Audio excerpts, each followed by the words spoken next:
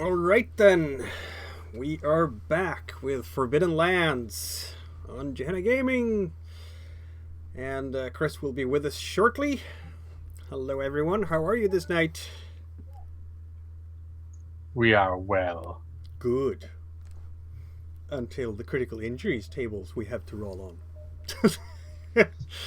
Very much in the mood to play Frida. Exactly. Critical injuries are other people. Indeed, let's hope. We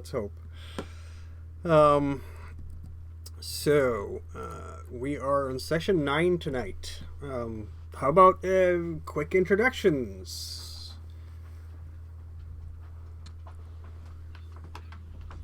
My name is Josh. I'm currently playing Brainard, the half-elf sorcerer, and like to go ahead and stir the pot from time to time and hopefully not lick the spoon. Mm-hmm. Stir the pot. That's one word for it. Or several. Yeah. I can attest he's very good at not licking the spoon. My name's Jessica, and I will be playing Frida the Bloody tonight. And thus far, she has earned that title. She has. And she's adding another title, Demon Slayer.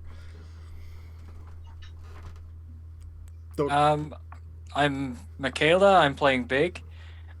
She's a halfling bard. Indeed.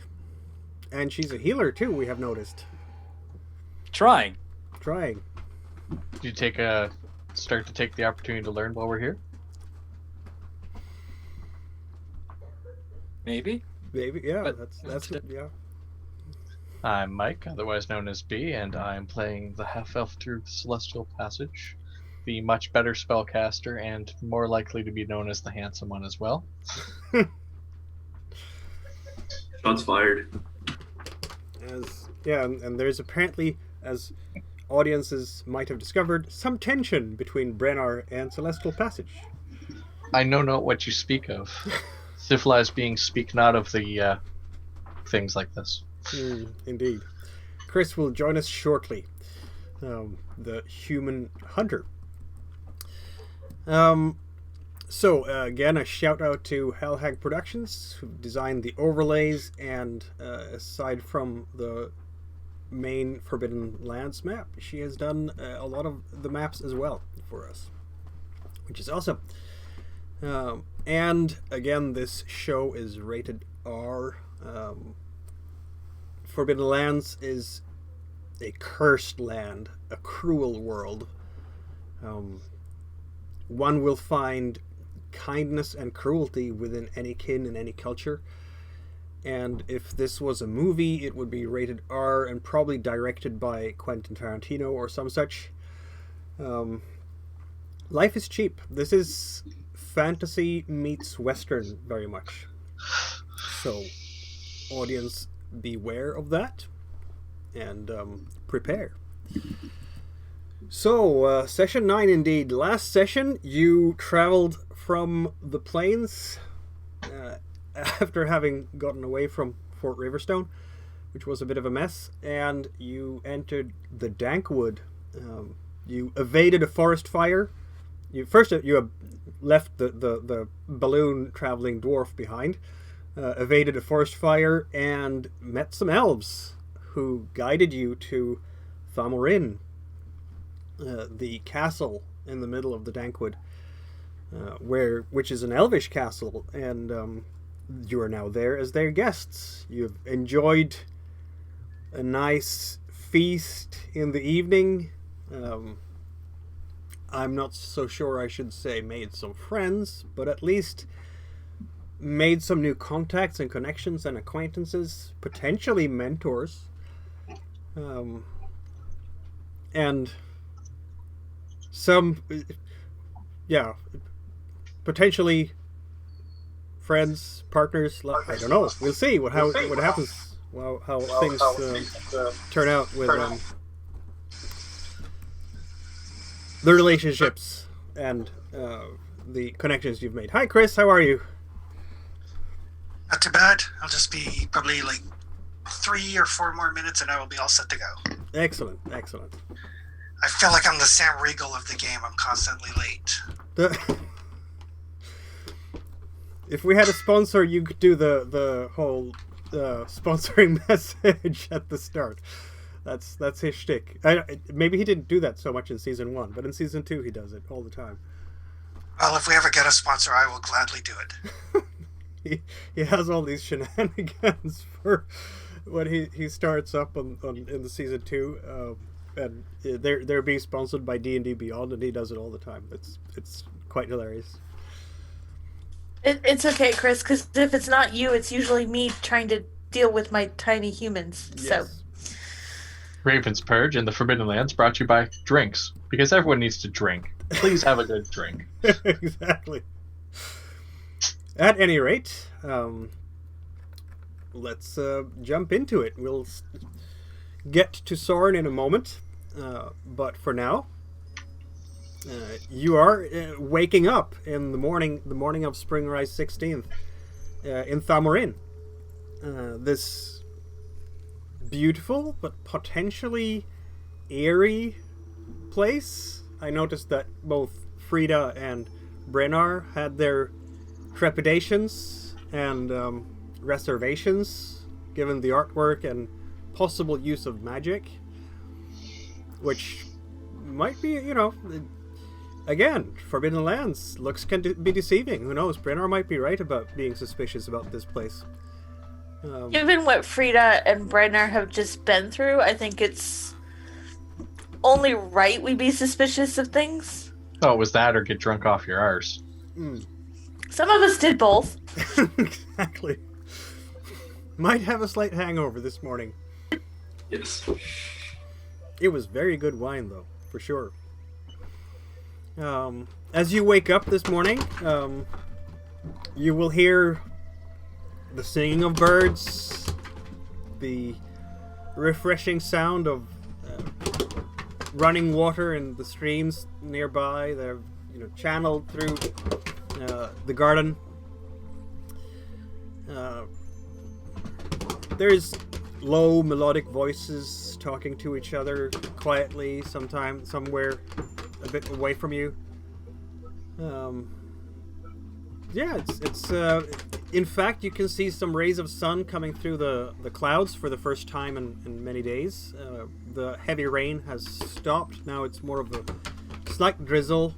Lots of dewdrops on the foliage around you outside your sleeping quarters that glisten like a myriad of little crystals on these leaves. The table that was set yesterday for you for the feast is set now for breakfast for those who want. Ooh, lovely.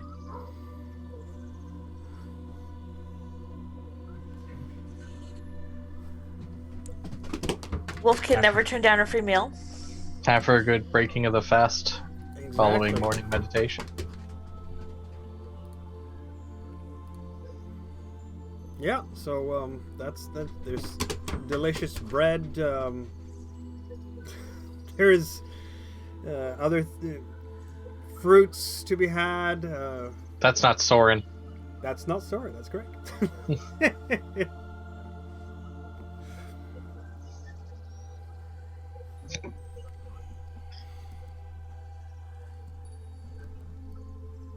We might be seeing the Anita doing tech support. Is Anita doing tech support or just visiting?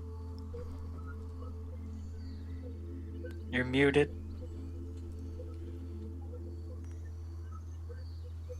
You have to click on the Zoom thing to unmute.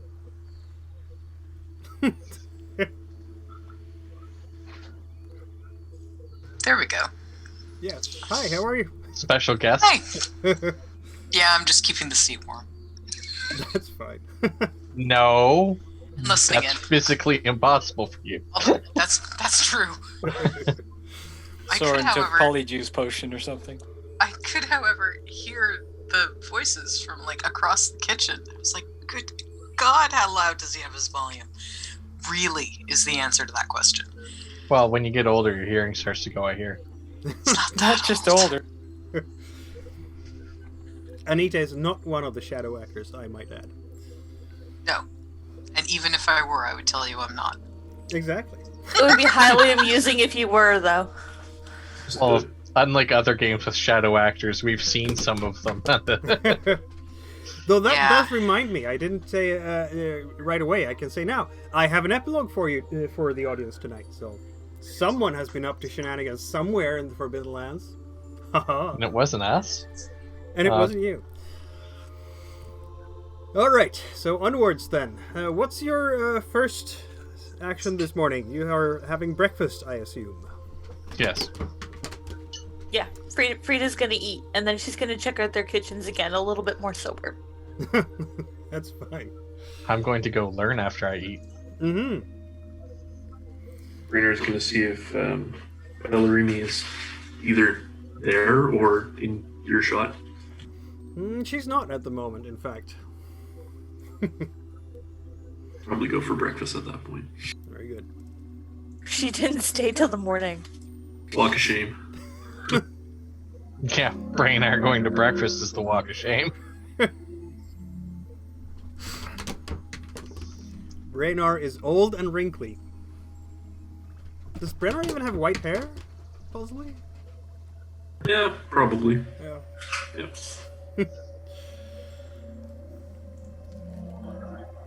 So enjoying this lovely breakfast. There are honey cakes. There are fresh milk. They must have cows somewhere.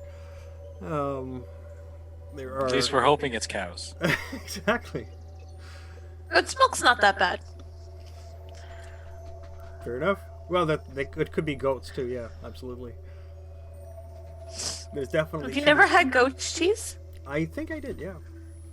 I've only seen some dogs, so It's a mammal. Yeah, let's not go there. Will Soren join in the breakfast? Begrudgingly. Begrudgingly. Same way I do everything else. Frida will also sneakily try to put some cakes and stuff into her bag. Same thing. Like Wait, sneak- Soren does everything. Yeah, Well, sneakily, you know- but not so sneakily. Right. Sneakingly, if you haven't already, feel free to upgrade your food and water resources to D12s, because it's really easy to do here, and nobody seems to mind.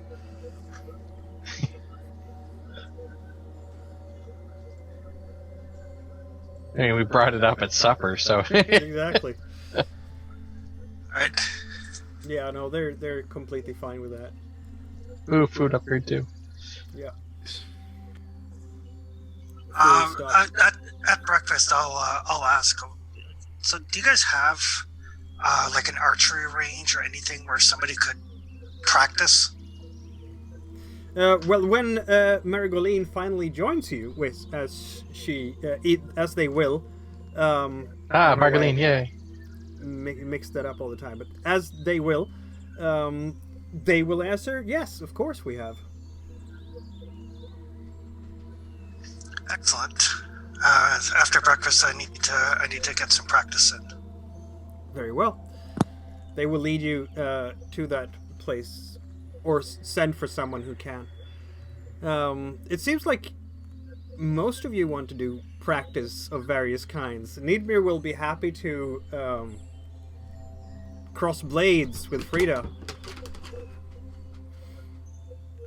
And of course, Celestial Passage and Marigoline might have one or two things to say to each other regarding the arts, the druidic arts. Absolutely. As you are already have started upon the path of sight, Marigoline might be able to share one or two things, one or two pieces of advice surrounding the path of shifting shapes. I would gladly accept any advice and guidance that Margaline would impart upon me. They will do so. That sounds very cool. Brannar might have a bigger trouble with that. There are no sorcerers around here, that's for sure.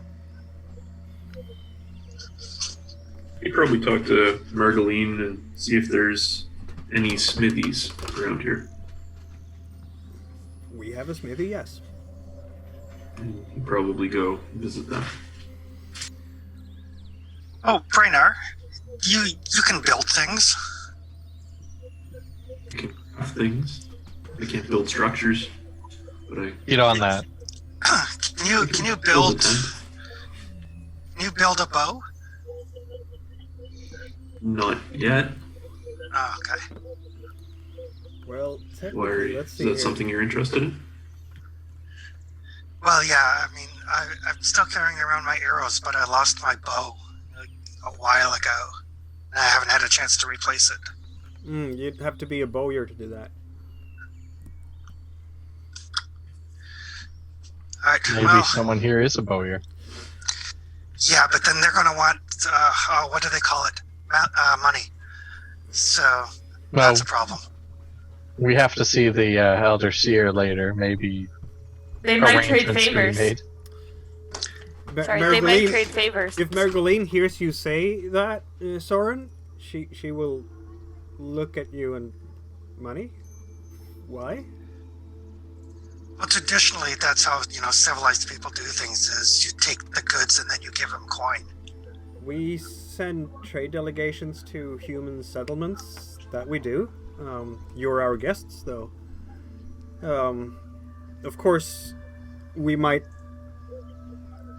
look upon it in a positive light if you could give us assistance in the future in various ways. Well, I'm not. Goods for services. Yeah, I'm not above trading. What I can offer for. Yeah, I Very mean, well. I could do some hunting for you, or whatever. I mean, I imagine you guys are pretty at home in the woods, so you probably don't need a guide. They will smile at this. Now that the sun is in fact shining more clearly on Margoline's face than maybe before, it seems to you that they are wrinkled, almost as if by age, in ways that the other elves are not.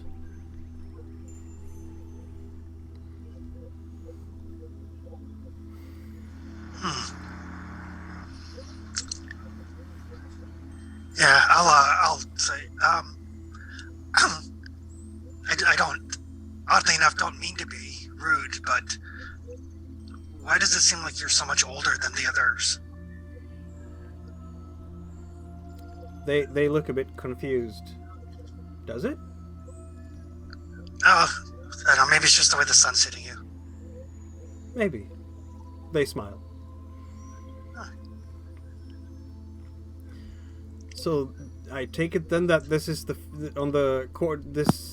first quarter day. Everybody's training something basically, and you all have teachers. I would think. Big, are you training something as well? If I can, yeah. Healing, big healing. Big healing. I mean, no pressure. Exactly. Now, that would be healing skill. You don't need a trainer for that. You only need really trainers for a new talent specifically. But you do need a quarter day to spend XP, so that makes sense. Oh, can't the minstrel learn the way of healing? The path of healing, no, that's a druidic path. Ah. But the minstrel can definitely. Well, you have level 3 in healing already. That would be a lot of XP to raise that. 20 specifically.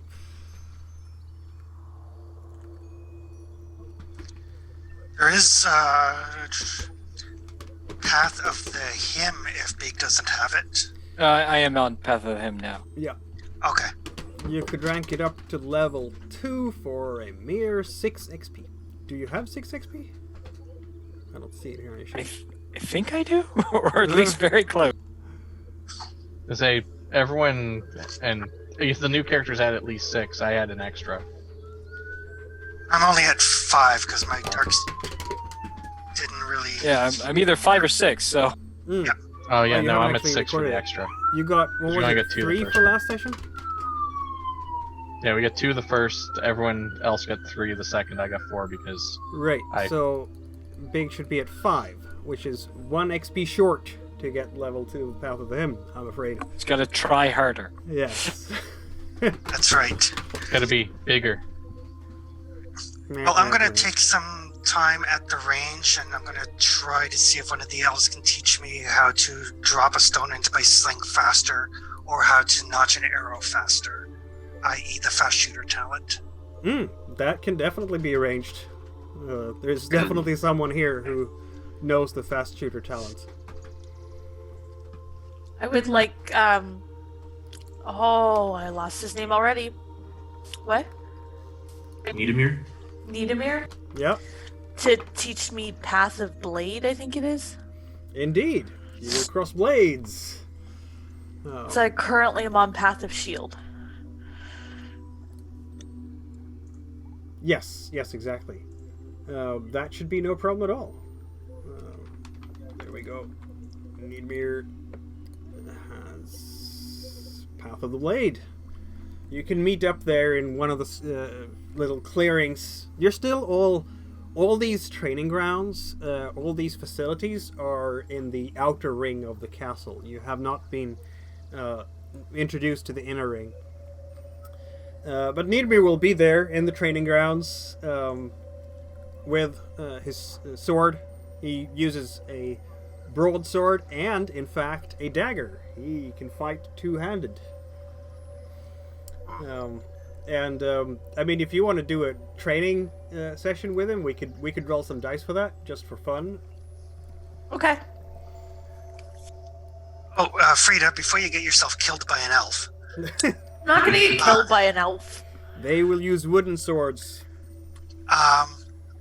You may as well have this, and I'll hand you my cooking cauldron. Because, I mean, you seem to be the cook, and, well, I mean, I can boil water in it, but I can't actually cook with it. I would very much like that. Didn't you have a cauldron before, Frida? I did not. Okay, then. You have a cauldron now. Is that a field kitchen? Does it count as a field kitchen?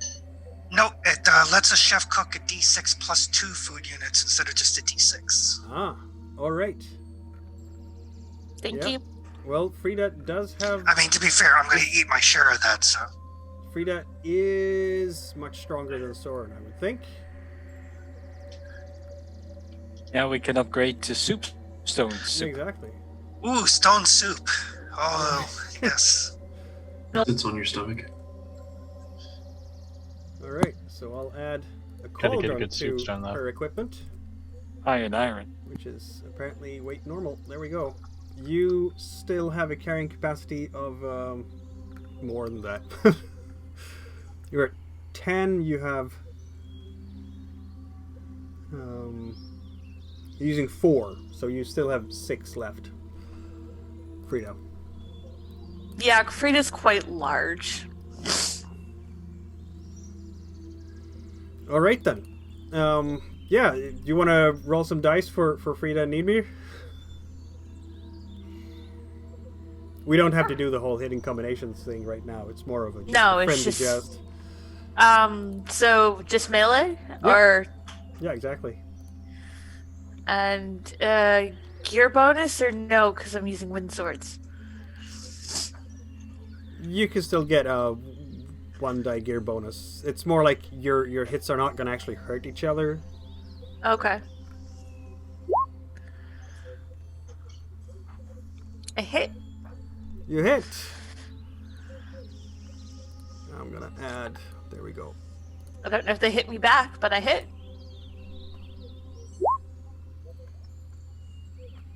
There we go. Okay. You will notice as you are fighting with each other and crossing the blades. Now, Niedemir, to make things even, Niedemir will not use his dagger. But he is very, very skilled, as you can see.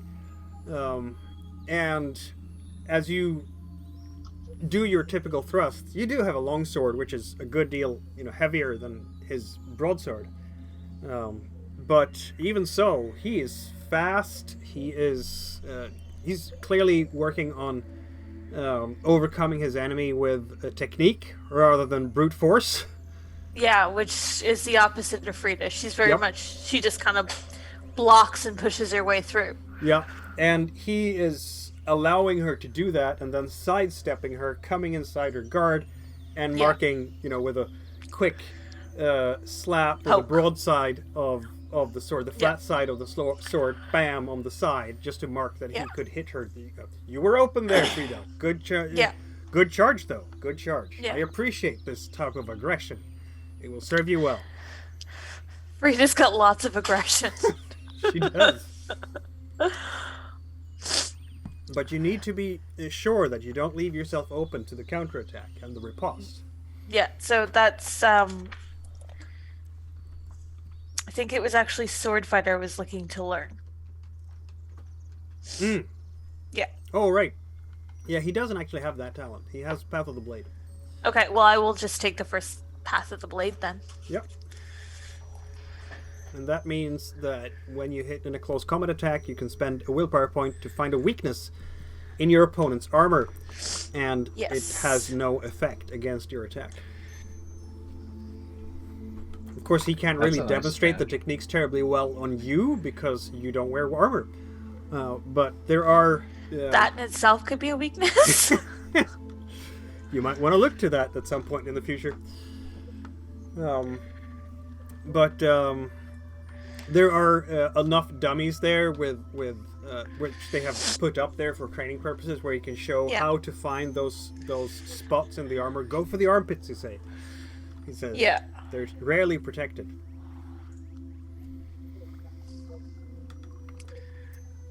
Meanwhile, Celestial Passage and Margoline are sitting in the garden,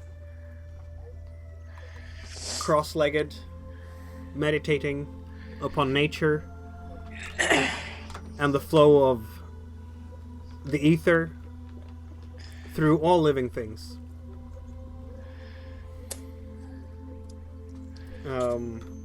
Margoline will introduce Celestial Passage to the language of the beasts.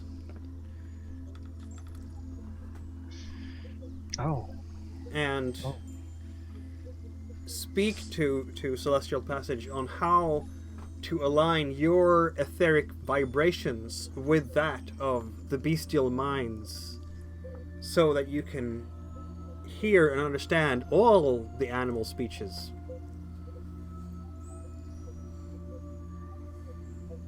Such a breadth of knowledge. Indeed.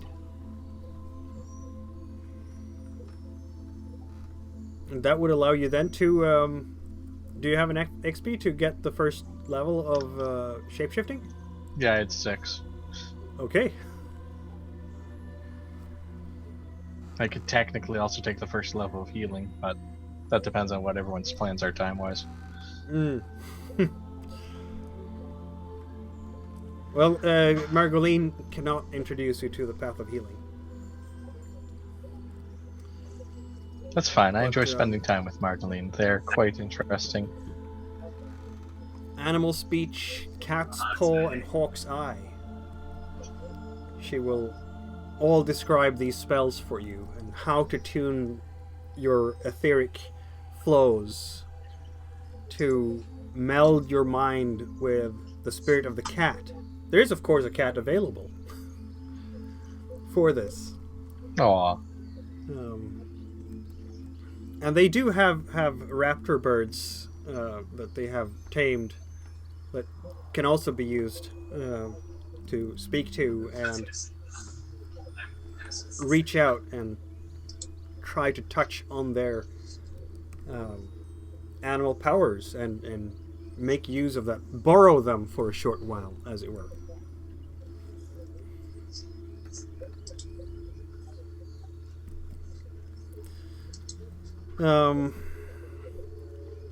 Yeah, Brenner, you wanted to go to the smithy.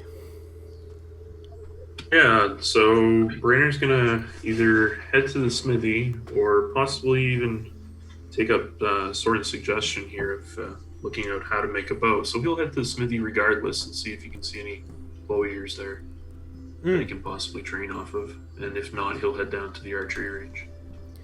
Well, they're definitely crafters here, and if he wants to learn the first rank of bowyer, the talent bowyer, he can definitely do that. There's Perfect.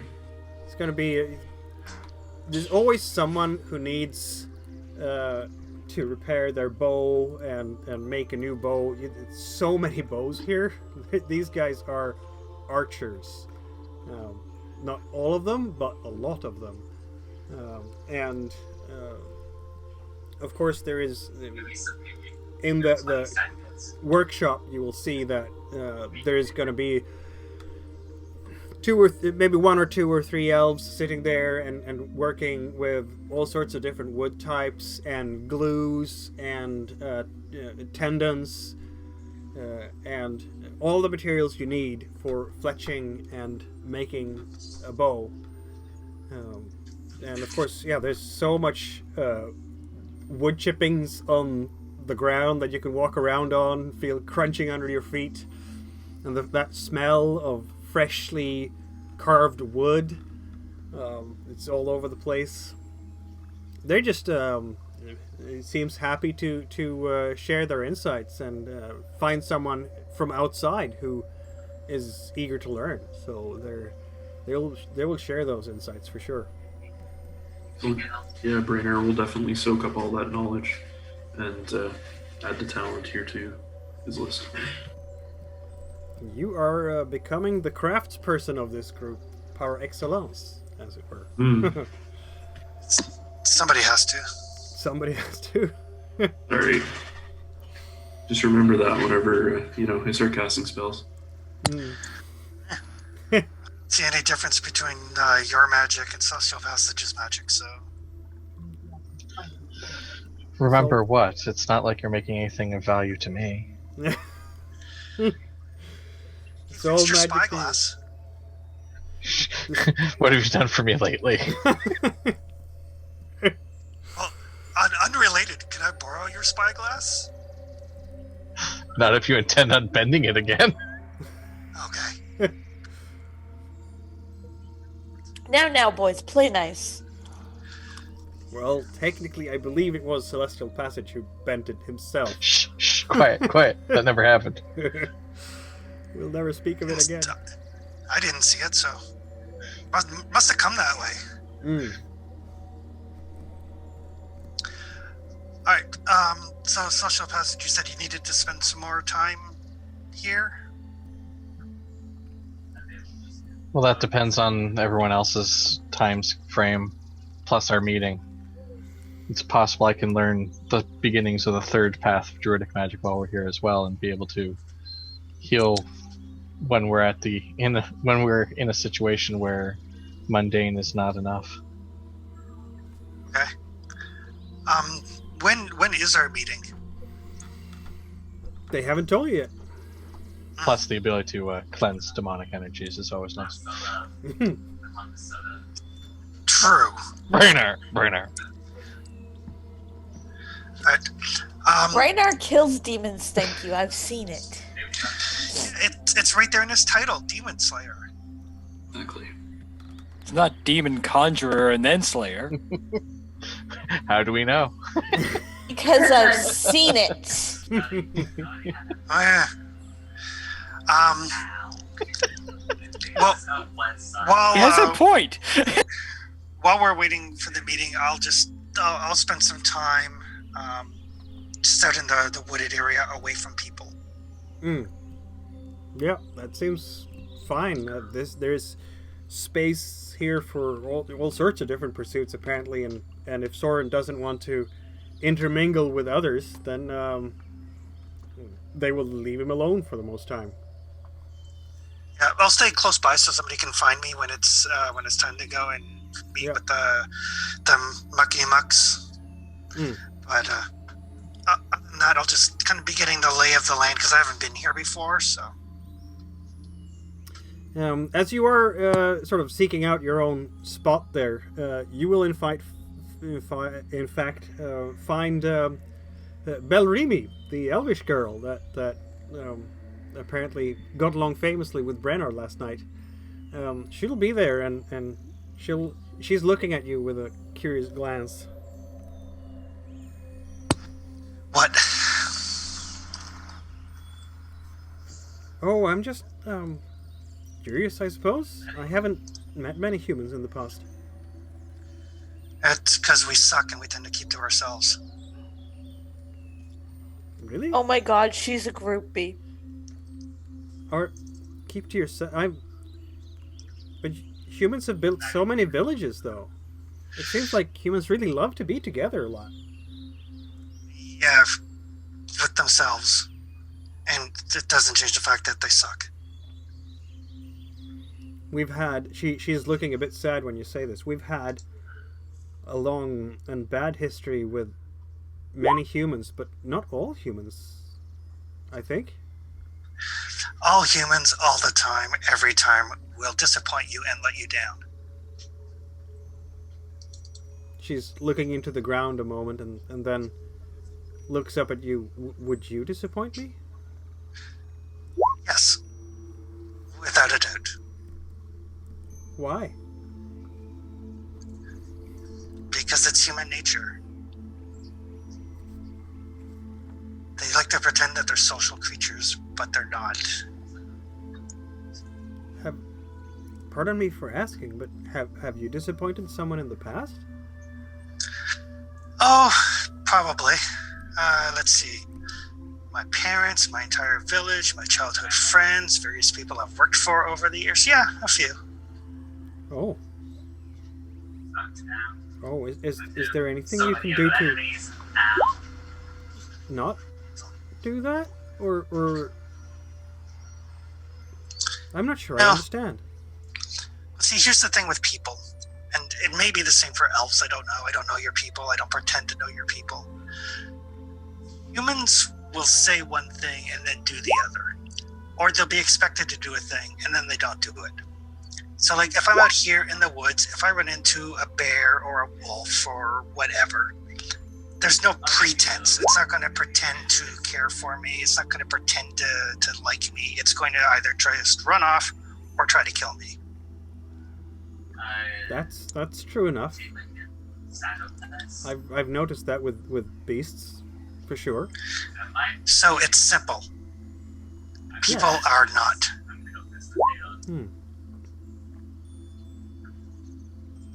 Thank you for sharing that. So maybe your culture is different.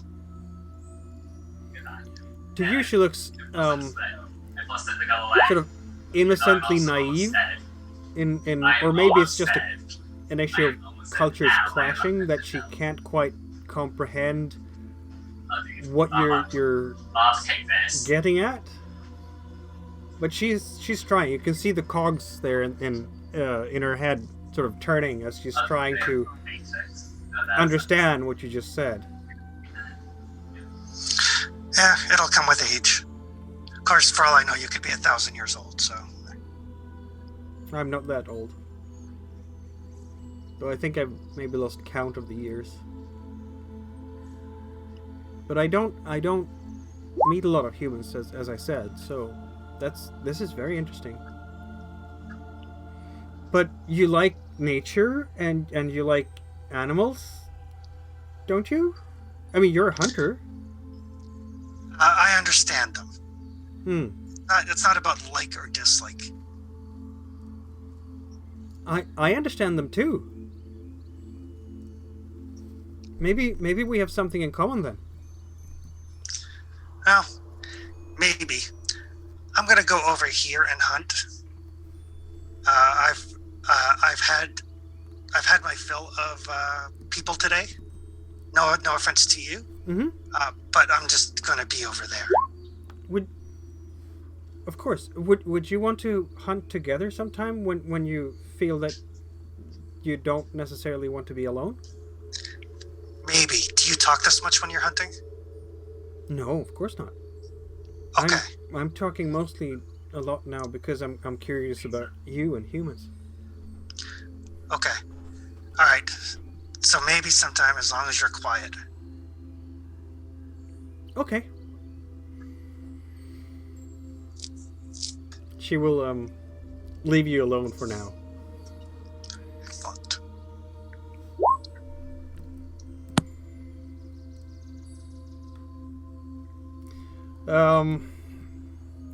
Well, very well. Your morning goes by there. Big, what will you be doing since you can't increase your you don't have quite enough XP to increase unless you want to go for some talent that you don't already have.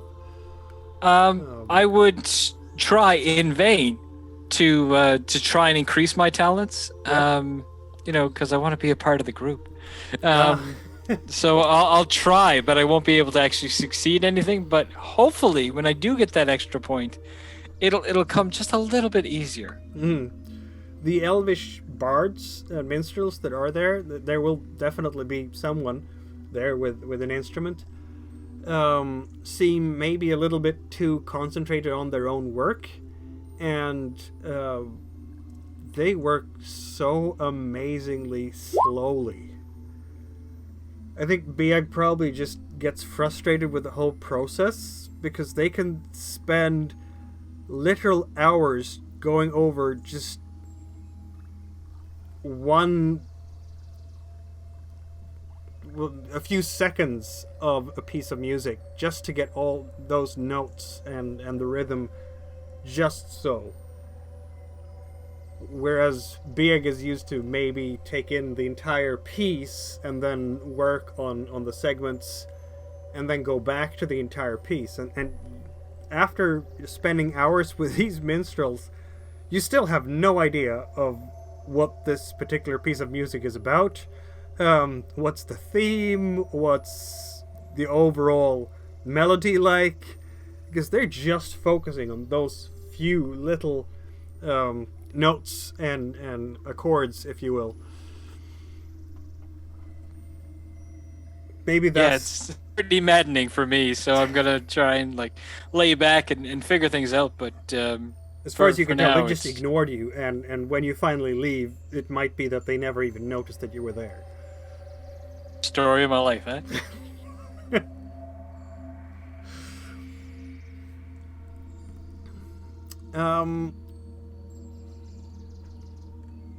By lunch, of course, I guess you all, get back to the same table again. That's where you have your dishes laid out, some cold cuts and whatnot.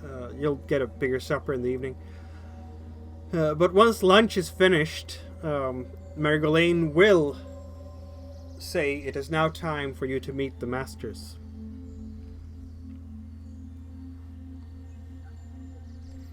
As the time has come, let us go and meet.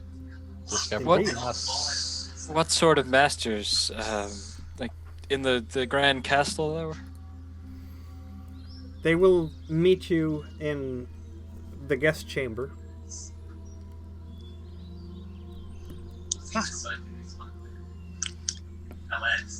It is the three masters of the paths. These are high-ranking druids of the Order of the Golden Bow.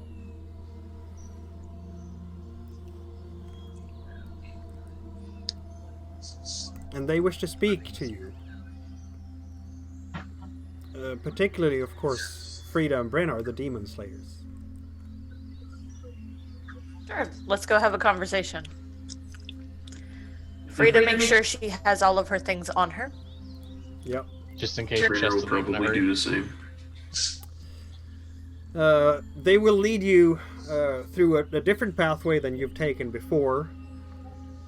Before we get to the three masters, let me take you through the Hall of Memories. Once, a long time ago, elves lived all over these Forbidden Lands.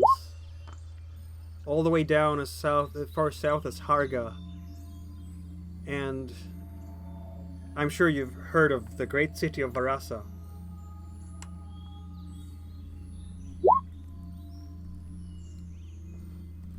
And they lead you through a passageway that is basically a curtain of leaves. It's like vines that are hanging in exactly the right place to divide different sections of this garden from each other.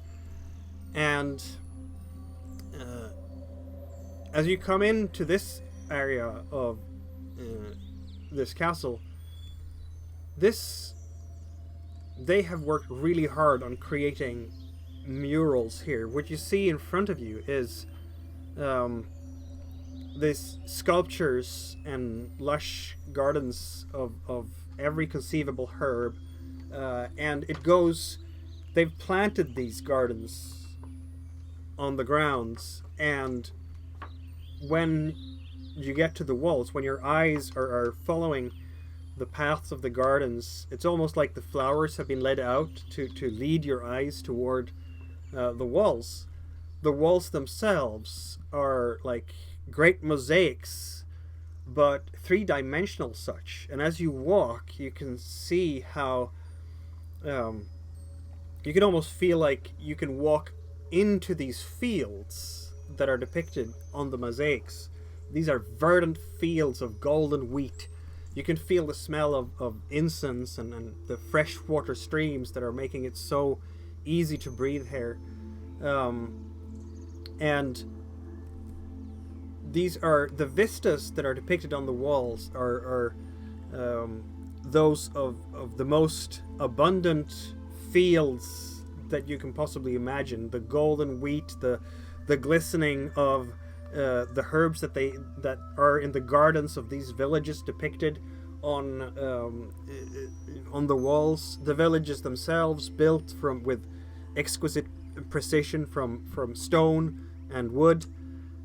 Trees towering above the villagers, and everywhere you can see elves that are working the fields, tending the gardens, laying the roofs. Whatever this place is, it's almost paradisical in your eyes. And Margoline, they are gesturing out with the hands and say, "Behold how the fields of Hargau once used to look like." And then you walk through this and pass through it into the next scene. And now the garden is gone, and instead it's a mosaic showing a brutal battle. And it's like you're walking across ashen fields, and your noses, you feel the smell of ashes and burning. And you can see on one side the armies with elves as commanders. They're standing there, they're pointing out towards the enemy, and lines and lines of orcs in heavy armor that are moving to the commands of these generals, the elvish generals, moving as one and struggling heroically. And somewhere in the background on that side you can see dwarven crafters who are standing by furnaces and making all these heavy armor and weapons and swords that the orcs are fielding. And they are marching these orcs in perfect lines, perfect square lines against against the enemy, under the leadership of the elves, who are standing there in the front line together with the orcs and pointing towards the enemy heroically. And then on the other side, the enemy. And these are humans with, you can see their coarser features than the elves. Heavy beards, the look in their eyes. These eyes are made out of, you can't really tell what, but something crystalline, maybe almost reddish. And they are twisted humans. A lot of them have like 4 arms or fangs in their mouths or large claws.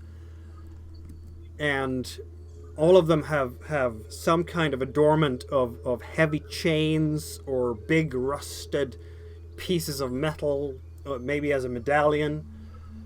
And they are fighting side to side with actual demonic creatures, almost human-like bats standing on legs with long clawed fingers. Some kind of thing that is a combination of a bull and a human, like a human with a bull's head that is almost fanged mouth, flying creatures that look like a cross of human women and raven birds of gigantic size that are all sweeping down towards the forces of the orcs and elves. And behind all of them rises a huge, dominant, dark figure in a black cloak, a hooded cloak, a bearded figure with glowing red eyes inside that dark hood, with a hand outstretched like a claw. And Margoline will... And then the Alder Wars came and destroyed Harga forever.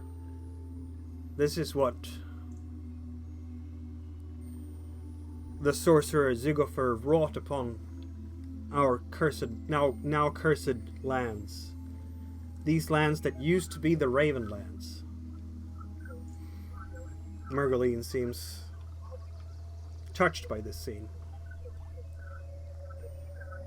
It's hard not to be.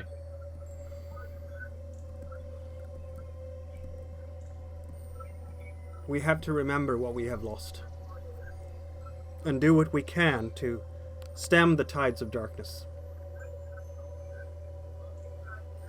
There is a slight glance from Margoline towards Brennar. Maybe it was a mistake to let some of our kin live among the humans long ago. Frida will step closer to Brainard almost instinctively. We can't know that truly, one way or another. All we can do is what we have now. That is true enough. Spoken wisely, Brennar. Let us never forget the evils that Zygopher brought to these lands. Agreed. Margoline leads you onwards from this scene of desolation, and it's almost like a weight that comes off your mind as you exit from this area. Rita mutters something under her breath about we can stop judging others for their heritage. It was a comment about the past, not Brainard's immediate heritage. Absolutely, says Margoline. All people suck all the time. The sooner you accept that, the easier life gets. Yeah, I agree with that one. I'm sorry I prefer to think that we can avoid that. I'm sorry that Find you've a- had such a- experiences, Margoline will say. Find ways of making Soren continue to be helpful and, well, not friendly, but at least socialize with us. Bring out his golden side, despite his curmudgeon Tolerable. armor. And so you finally come through another curtain of vines and get into it's another part of the garden. There's still a lot of trees and plants and some running water, but this is a more open space. It's like a square maybe, or an assembly hall with lots of benches in a circular setup, and on the far side there are in fact 3 elves sitting. There's a man and 2 women. One of them seems young, I guess, hard to judge again by the elven faces. The other woman is, I'm not going to say sitting necessarily, more like leaning very conveniently in a very cat-like fashion, and in fact she does have cat's eyes. And as you'll look at her, you'll notice that her fingernails are more like cat claws than typical fingernails.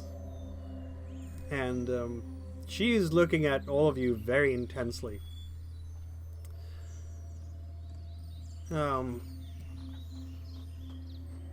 Margoline stands in the center and invites you all to sit. She just walks right through.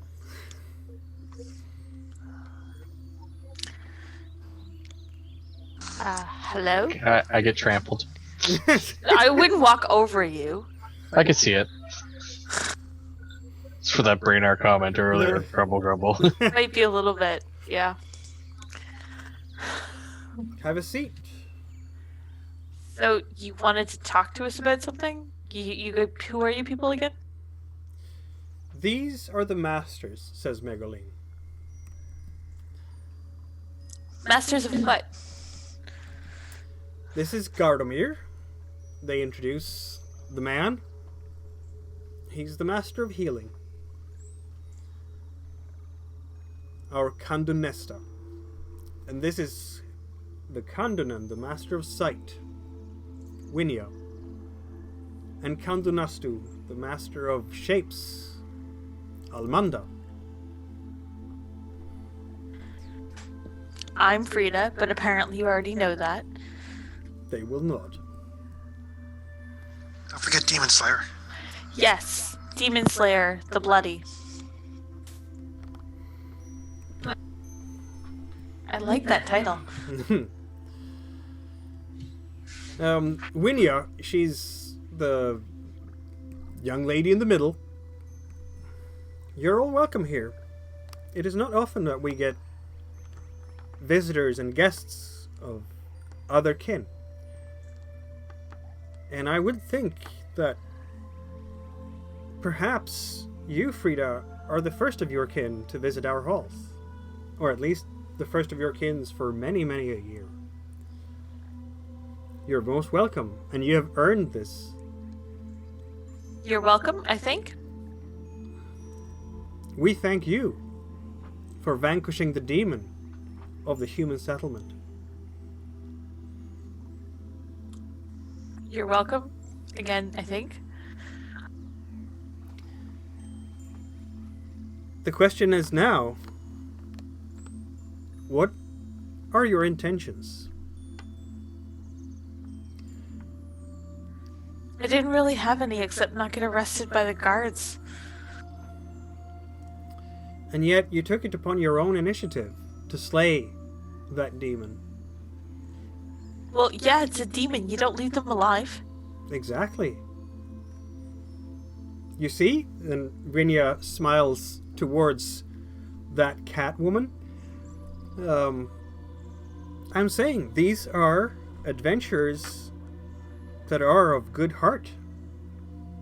They are questing to destroy demons and bring healing to the lands.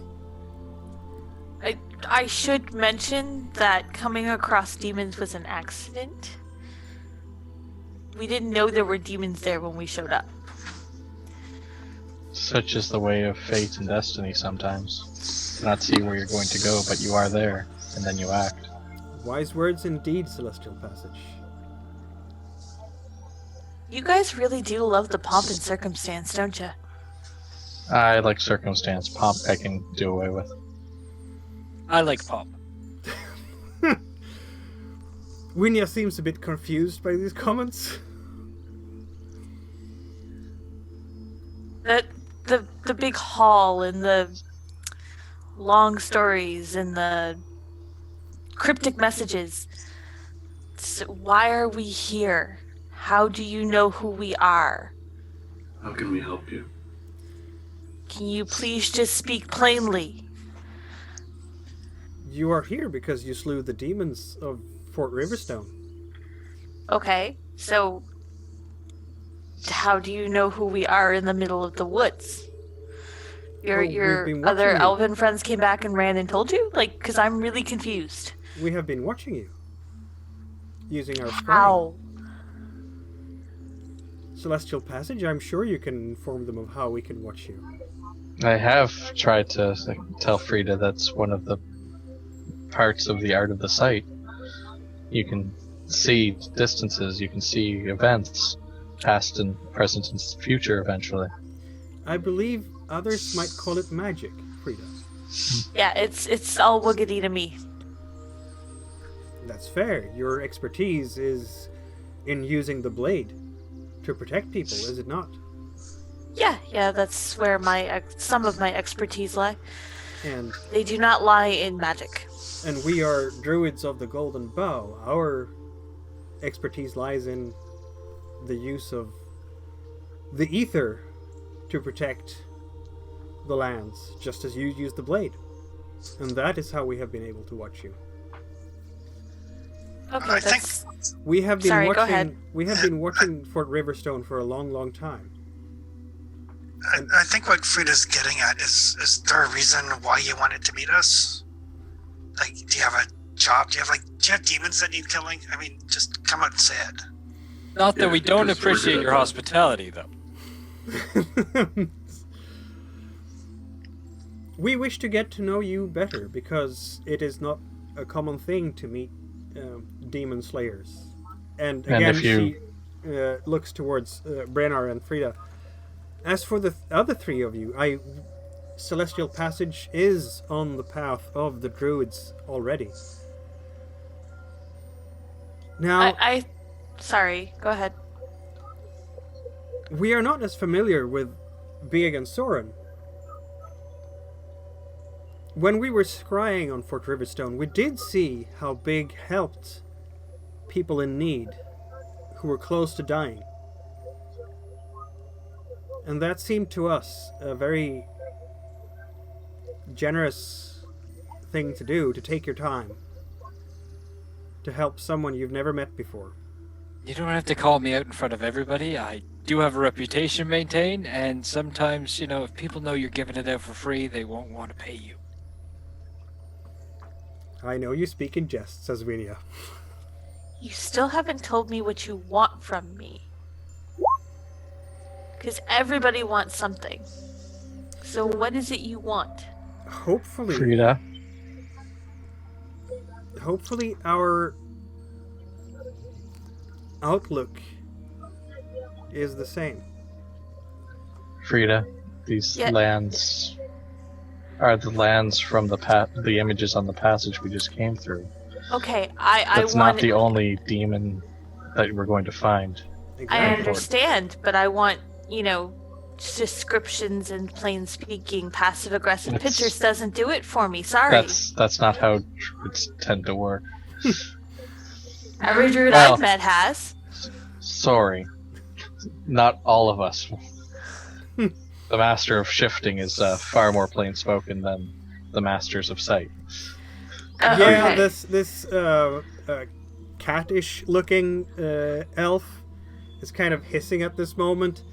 She's simply a mercenary, a sellsword. You will not get what you want from her.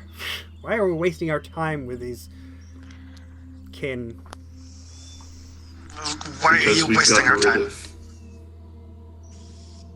You asked me here. I would just like to plainly know what it is you want.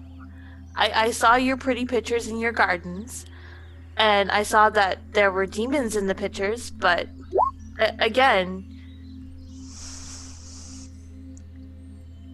They want us to help rid the rest of the realm of demons. Exactly. They don't trust sorcerers as far as they can throw them, because I've been seeing the evil eye pretty much since I've been in here. yeah, I've noticed. And truthfully, based off of the images that I just seen in the last room, I don't They blame probably them don't one bit. trust wolves as far as they can throw them either. Well, considering most of us can't throw you at the very far, that's... I mean, I could throw you perhaps arm's length, and I trust you within that distance. You But- will. Oh, that's the bad distance. It is, unfortunately. Frida's far more likely to gut me and leave me in a steaming pile on the ground in that distance than I am to raise a welt. But yes, to Frida's expression, if you do have something that you need dispatched, demon or other, please do speak plainly, as we truthfully do not have time for riddles, and as most of us here don't live as long as you do, unfortunately, if the dialogue keeps up much longer, some of us may die of old age. Thank you. If you have a quest, give me your quest. Otherwise, stop talking in riddles. They are quick people, aren't they? Says Gardomir the man. Indeed. We do want to protect the lands, as we've said. And we were hoping that perhaps you have the same interest to curb the evils of the land and save what we can. There are many things that we can do to do so, and the question is if our work and your work will be aligned and we can work together in the future. Yes. We can do that as long as you tell me what that work is going to be. I like, will. specifically where you want me to go and what you want me to kill. Of course. First, I think Celestial Passage is looking for introduction into the Druidic Order of the Golden Bough, yes? I would much appreciate and be greatly honored to formally be inducted in this. I think that his spiritual assistance and guidance can be of great value to Demon Slayers, says Gardomir. Big, it seems to me that you want to help ease suffering, says Gardomir. Absolutely, yes. And Soren is an excellent pathfinder. We are going to send a team of Red Runners to Varasa, or what was once Varasa. Rumor has it that there is an elven ruby there that needs to be rescued.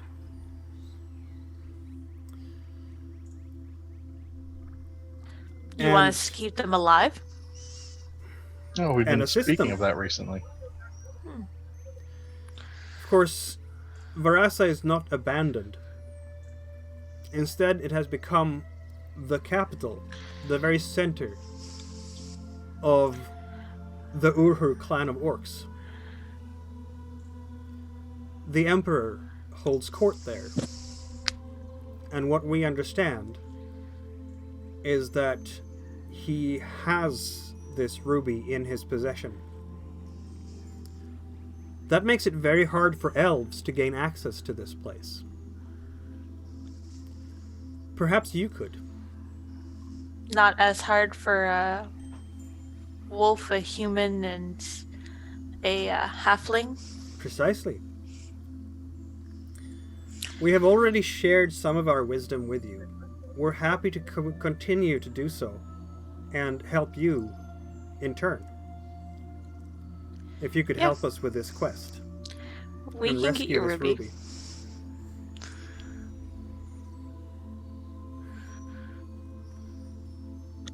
Assuming my other party members agree to this. Absolutely, I, have no think qualms that with could this help. quest. I'm just curious, because you had mentioned the rubies, or somebody had mentioned the rubies last night. Are these like actual rubies, or are we talking about some metaphysical nonsense? No, they are actual rubies. We are Okay. rubies. This flesh that you see us wear is simply how we interact with this world. See, now it's getting into the metaphysical again. I just need to know it's a physical ruby that like I can grab and throw in a pouch. It is a physical ruby that you can grab and throw in a pouch.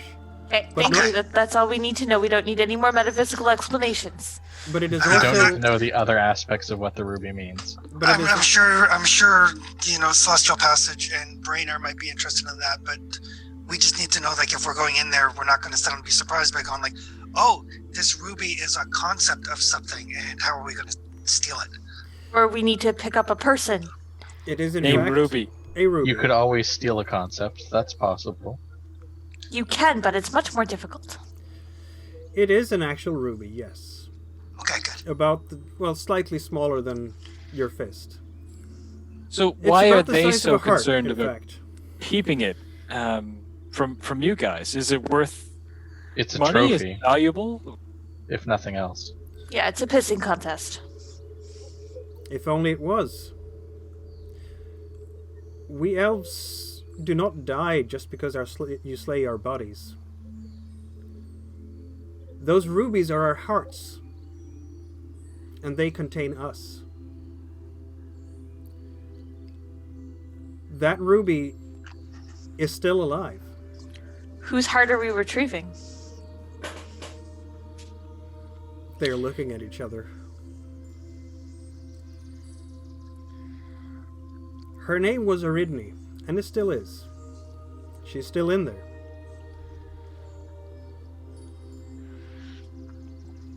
So, you guys are gonna what, like resurrect her? If that is her wish. Cool. But the orcs stole her from us. And of course, as a ruby, she cannot easily take the shape of flesh again. That Do requires... they know there's a person in there? That depends on whether she has spoken to them or not. Oh, that's creepy. So it's more of a kidnapping than a theft job. But an easily portable kidnapping. Grab your water skis, let's join this pissing contest, and let's go. I'm just going to ignore almost all of that, and it's a ruby, Thorin. It's a ruby. That's all I need to know. The big pretty stone. Oh, I know what a ruby is. I'm not stupid. I just don't understand this metaphysical No, bullshit. neither do I. Neither do I. It's a big pretty rock we need to go get for them. It's alright, guys. It's an elf thing. Can you give us some sort of a direction? Of course. Okay. Yeah, how do we get to Varasa? The old elven city of Varasa, and of course, Margoline can produce a map to put on the floor, and it lies right there. Sorry, where? It's the ruin in the Fulin Mark, closest to the lake. Yeah. Lies Okay. west of Lake Good Varda, walk. deep in the Fallen Mark. Well, not terribly deep. Depends on how you approach it, I suppose. Okay, that shouldn't take us more than a couple of days to get there. It should not. We are dispatching a team of Red Runners as well, that you can coordinate with. And Margoline will be part of that group.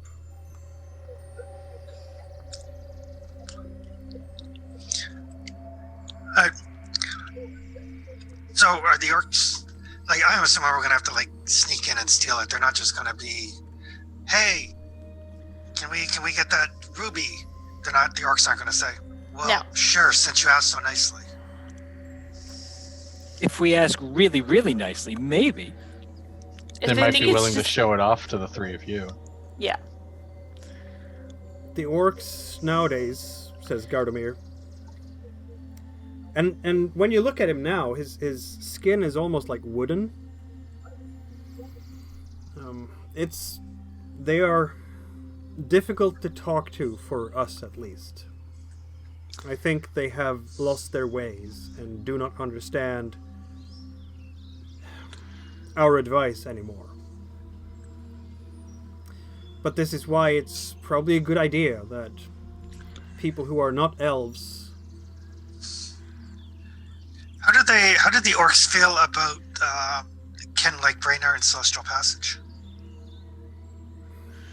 Well, they might be less inclined, less friendly towards them, for sure. They do have our blood, and therefore have some of our looks and attitudes. Okay. So is it like... Maybe we can make them look less elfy. Trust me, I can pass as a human when needed. I can help with that, says Margoline.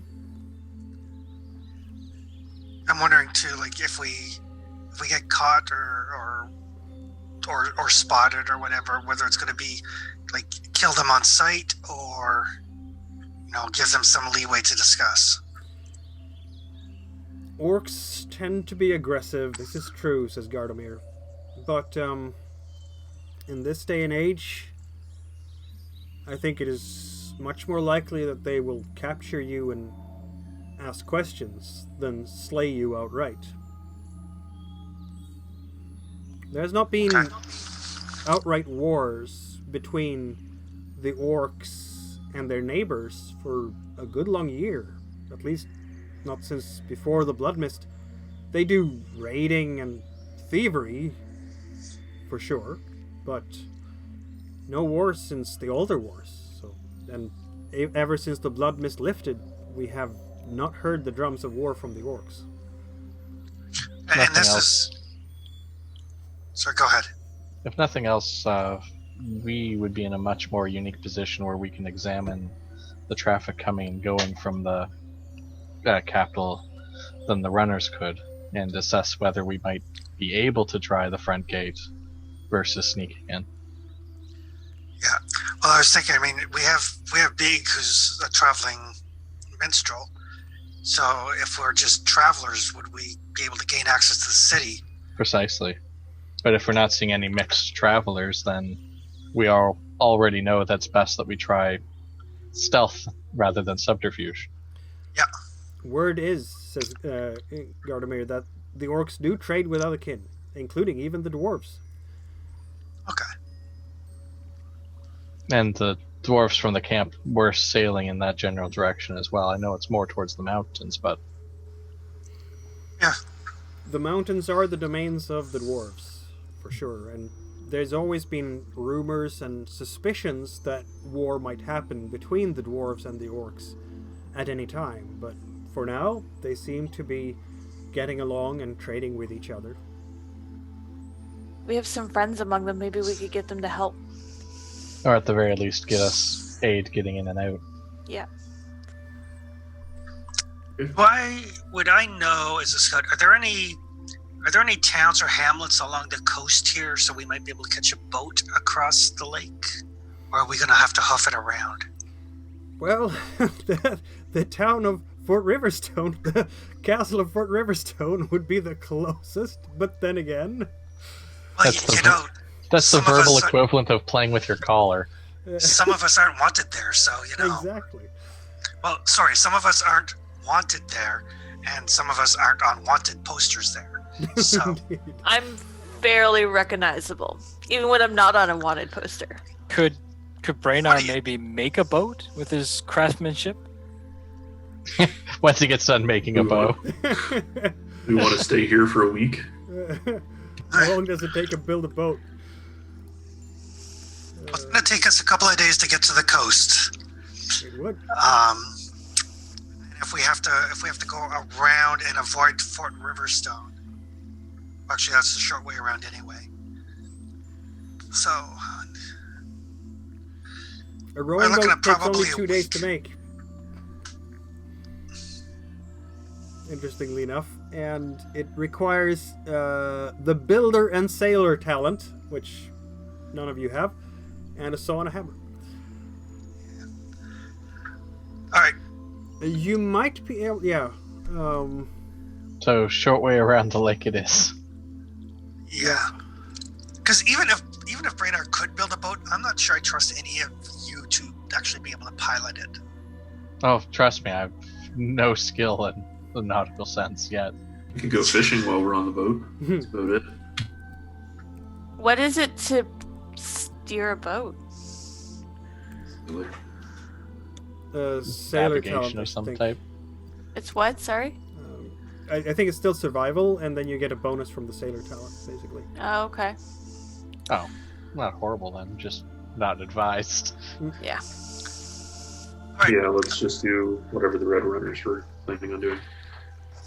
Oh, they're probably just gonna walk. Does If I anybody say that, I'm actually 8 dice. Does anybody have any knowledge about the Dankwood? Like, are we better off going through that or skirting that? I turn and look at our hosts. If you travel with the Red Runners, you will suffer no immediate dangers from the elves of the Dankwood, that is for sure. Looks like they know their way around. I'm sure they'll keep us apprised of territories we may wish to avoid as we're traveling with them. Based off this map, from what I can see, there is a little town once we get through the Dankwood. We go through the Yeah, there harbor is. passage. Are you referring to this village? Yes, that village. Yeah. Or Narnots. The village of the Yellow Ring. Elanders we're- have made settlements both here and there around our woods. This is true.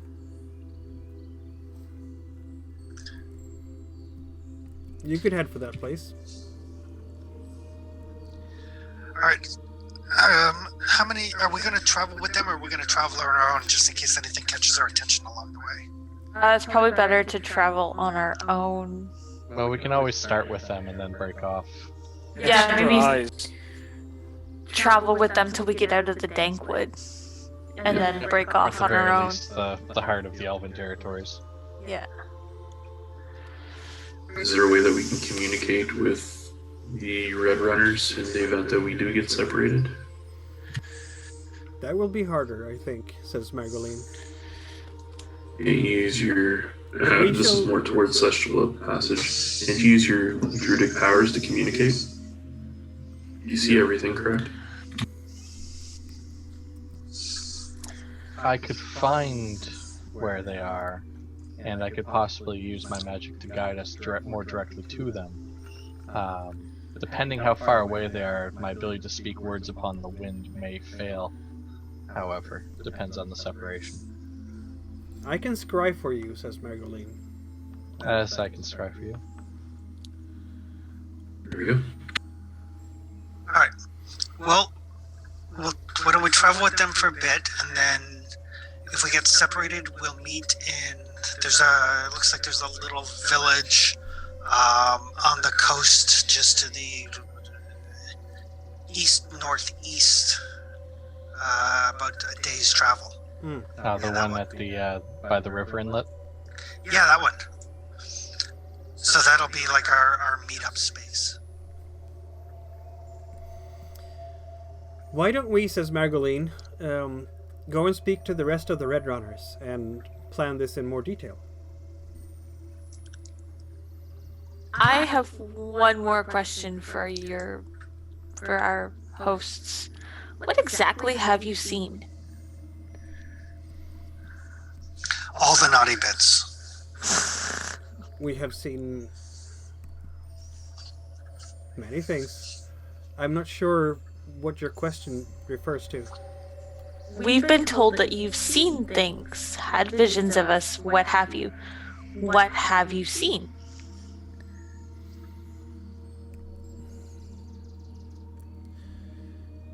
Specifically in regards to us. I think that's probably better for another day. We can talk more whenever we get back. Yeah, Winya is shifting a little bit in her seat when you're asking that question. I You would might say that they've tip the seen... balance of the Forbidden Lands. Yes, that's really sad. It probably has more to do with the balance of things than they would like to leave into the hands of outsiders. Magic stuff. Woogity. I really hate Woogity. But it got us here to this point. If it is any help to you, Frida, it is unclear to me as well. Visions are not always easy to untangle and understand. But I believe that this ruby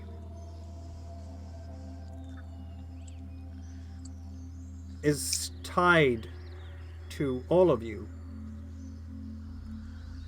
and your fates. Oh, goody. And that is simply the first branch of a larger path. A path that is deeply intertwined with the fate and future of the Forbidden Lands itself. Perhaps you might even be able to help us restore the Ravenlands as it formerly was.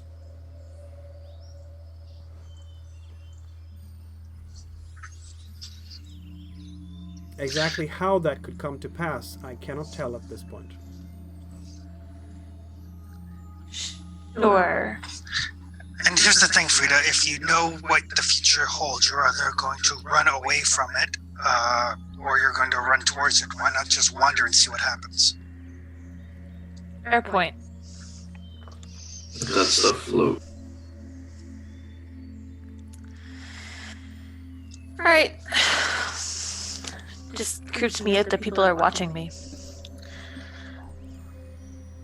We are I'm watching you right all now. the goings on in the lands as much as we can to protect them. Yeah, that doesn't make me feel better. Watching you right now. Are there any hazards or anything we should be aware of on our journey? That is a good question. I have not seen that. Well, I mean, aside from these lands being dangerous as they are, I cannot give you any specifics about that. Watch that turn to the left. It leads to Albuquerque. Animals, monsters, starvation, Normal. dying of thirst. And nefarious people. Well, I've learned to talk to the animals. Excellent. Alright. Go chat with the Red Runners. Yeah. And so you're meeting I've with... occasionally been known as a nefarious person. Sorry, Mikael. Mm-hmm. And so your meeting with the three masters concludes. And Margoline will lead you to your next meeting with the Red Runner group. And Do these ones speak in riddles too? They're the rangers, not the druids. you I think they're the more stabby type. They are waiting for you close to your table, in fact. That starts maybe to feel a bit like home by now. And this group, you will find one person. She's another elf with skin that resembles aged, polished wood. That's the only difference between her and in terms of age or the quality of her skin, and maybe other elves. She's wearing a studded leather armor jerkin and a longsword, and knives as well. Next to her is a man who is silver-haired, gnarly, wiry. He has a longbow and also a broadsword and also studded leather, just like her. And when he is looking at you, you can just feel the complete and utter disdain. He's not trying to hide anything of that. Great. Rita's And gonna smile really wide. Show them teeth. and then there is the tree, which initially is just your first reaction when you come in is like, when did that tree spring up there? I don't remember there was being a tree there. And then the tree moves. Like a Trent. It looks like many-legged and many-armed giant gorilla walking on its knuckles, but it's a tree. Yeah. I'm not sure what that is. This is an ant, says Margoline. She will Oh be no, coming I've with us as seen well. ants. They're tiny little bugs that go along the ground. Ent. E-N-T. And with an E. Whatever entity that is, can we trust it? There's Yes. something in the party scarier than me, so sure. Yes, Yeah. this tree is much bigger than Frida. It has at least 3 levels of bigger as a physical trait. It kind of, if there's some kind of head there, you know, this trunk is about 10 meters tall, and there is some kind of head up there entangled in this canopy that serves as hair, and it twists that head as you come, but it doesn't speak. Perhaps Let one of me- you can climb up and get a better vantage point. You're Let my me- favorite so far. let me introduce you to the Red Runner team. This is Clotilda, and Margoline points towards the tree. And here is Alsurso, and our leader, Ulmaya. And Ulmaya bows and is doing a full, very courteous bow towards you. Alsurso gives you no such courtesy at all. I would bow, but it usually just comes off threatening. Rainier will bow in response. I'll bow respectively. As will I. I don't. Ulmaya looks at the five of you. I hear Respectively that meaning you are I bow to demon those that slayers. bowed.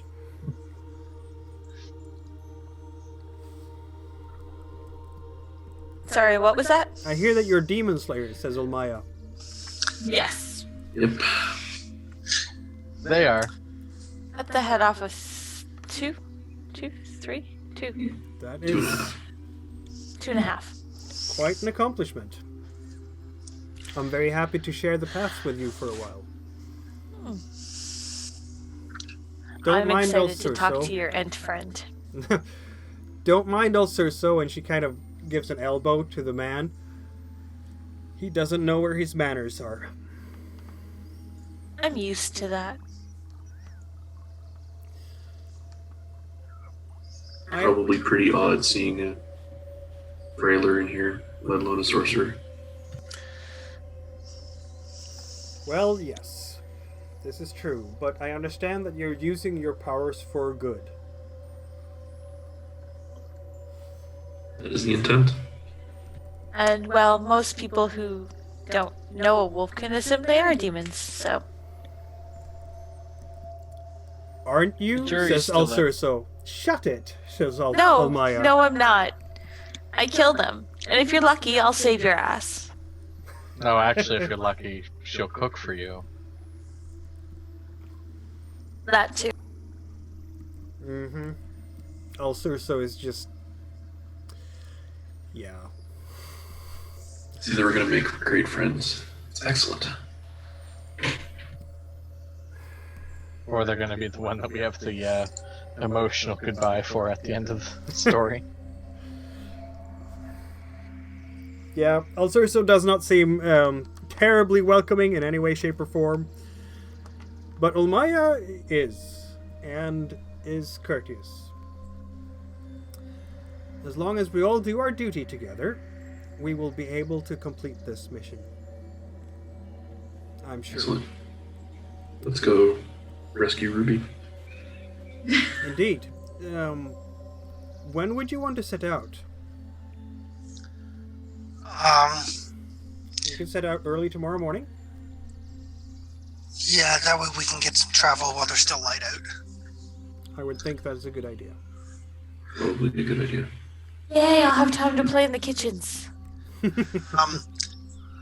While we're heading out, is there anything? Do we need to gear up or anything? Like, does anybody need weapons or armor or tents or? Do you have the means that I could go ahead and craft the bow? All the materials that you could need to make anything that you want should be available here.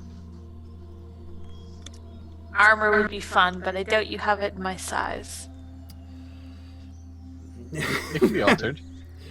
They would have to be altered, yes. What kind of armor are you looking to, says Ulmaya. Oh, probably just some leather at the moment. I'm sure something can be arranged before we leave in the morning.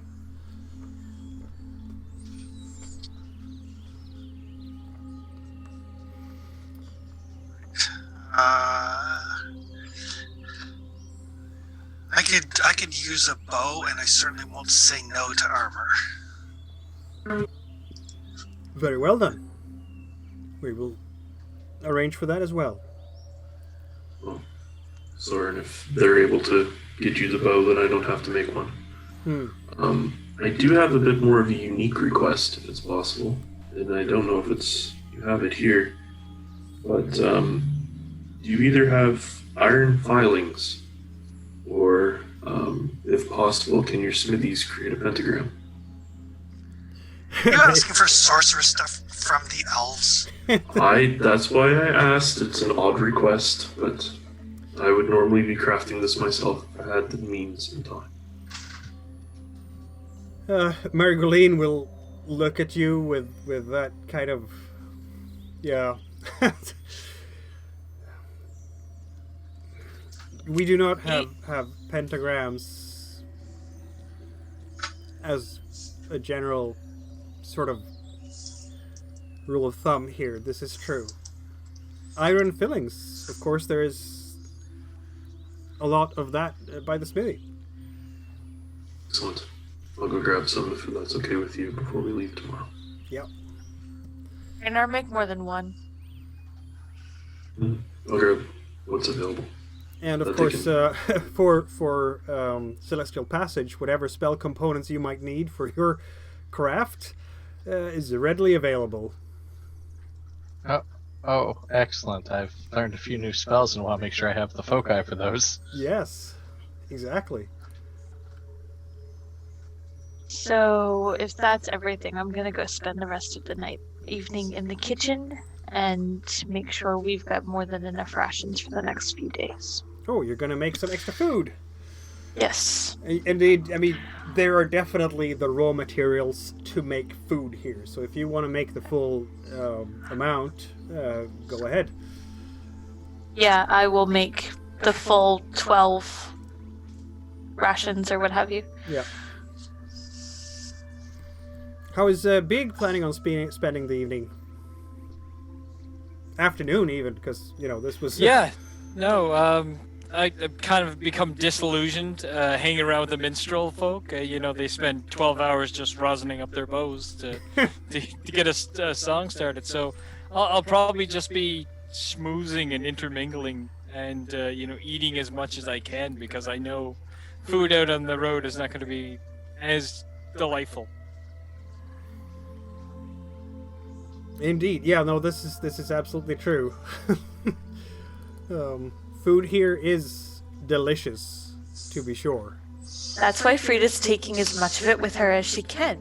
Well, hopefully she'll be able to pay attention to other people cooking, so maybe a little spice on the weasel might be a little better next time. My cooking Why are you fabulous. throwing on a live weasel? Her cooking is good. It's not the best kind of cooking. I'll say that there's got to be an elf with the proper level of chef skill here, so that actually gives you back your empathy. I don't have the XP yet, but I'm almost there. But you're on the path. Yeah. I need one more level. Ooh. That's a good progress there from you.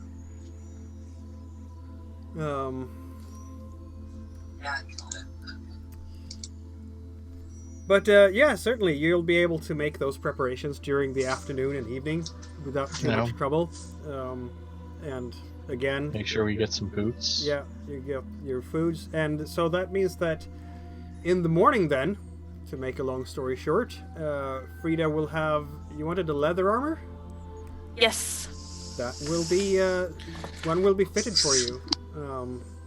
After all, you are going to do on a mission with the Red Runners, so why not? So you can get yourself a leather armor. And how many quarter days is it till morning? That would be afternoon, evening, and then night. So that's 3. Okay. I will cook for 2 of those and then sleep for the night, so that'll give me 24. That's food. True. And your armor then will be leather. I'll enter that on your sheet. And that gives I think it's a 2 armor rating. It's 2, yeah. Yeah. Did you want a helmet to that as well? Sure, why not? I can make a They're just studded gonna leather give it cap to for me. you. Yeah. I can make a studded leather cap for you. Yeah. Ear holes. Yes. For either Big or Celestial Passage, are either of you like skilled marksmen or markswomans?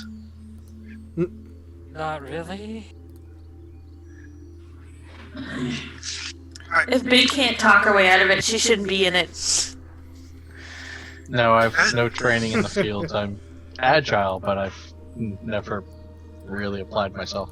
Soren wanted a bow, right? Yes. Indeed, you can have a bow. Add a d12 arrows to that, of course. I've already got a d12 arrows. Yeah. Oh, Okay. do you want the other type too? Alright. I will, if you guys are interested, while Frida's cooking, I will give you the basic rundown on how to use either a sling or a bow. Just in case. I have a sling one of you can have, or we can, I'm sure, get a sling or a bow from the elves. Like I said, just in case. We're not expecting you to, be up front or whatever, but if shit goes sideways. I'd practice with a bow, that's for sure. Who would Celestial Passage do that practice? Yes, just in case. Do you have XP to get your skill up to a 1 in marksmanship? What's the cost for that? It's times 5. Level times times 5. So it would be So 5 not XP. quite yet. So I'll practice, and I'm agile, but I don't quite pick it up. Okay. So you've got some basic dexterity, so I'll give you the basic pointers so you don't like snap the bowstring into your forearm on every single shot. Yeah. I'm the third highest agility. I have also to the map added Eye of the Rose at Varasa, so you know where you're going. Basically, I'm just trying to get rid of some gear so I don't get encumbered. That's all.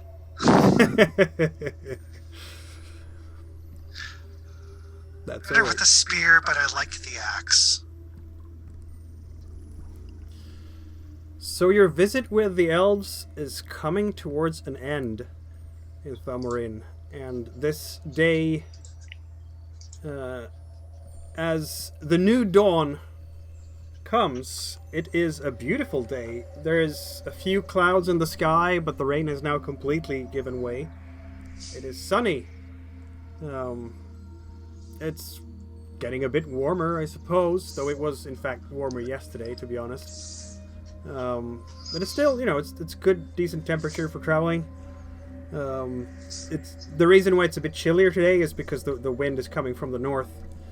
And it's a good day for traveling, for sure.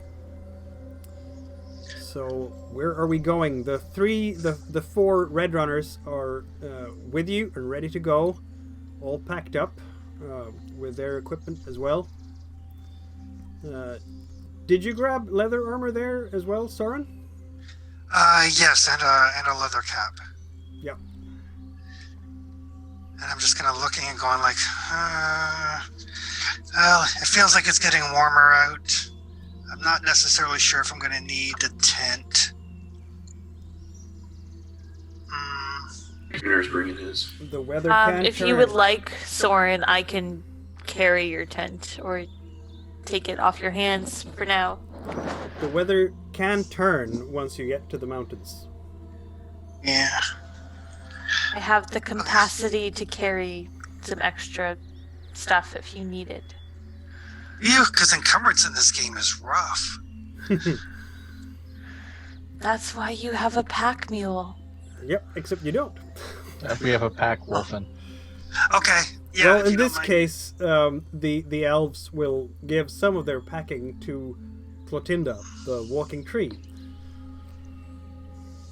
There are branches where you can hang stuff on. No, that's fine. If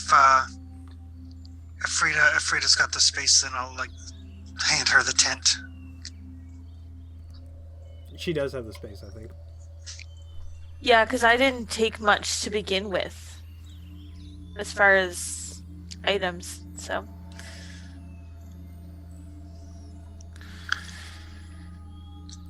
Yeah, I'm almost overburdened with my one weight of my 4 capacity. Well, you have other talents, I'm sure. Yes. I would hope so. Mhm. I'm free to carry my things. Why? Because I'm busy making sure we're not snuck up on? Yeah, the tent's only a light item, so. Yeah. Alright. Yep. And we will be off. We will head pretty much due west. So before we leave, I'm just going to make sure I got my iron shavings. Yes, you do that. And while I'm there, I'm actually going to see if the Smithy can give me a dagger. And in exchange, I'm leaving back at the encampment all of the items of Marita's that we had. Mm.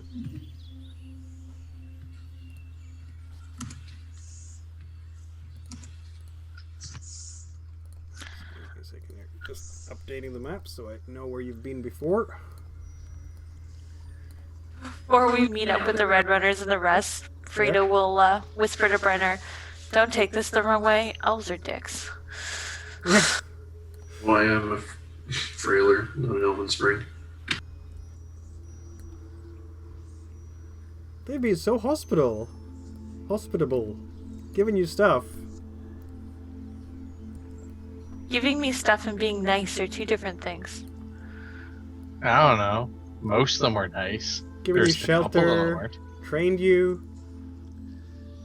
They were even nice to me, so.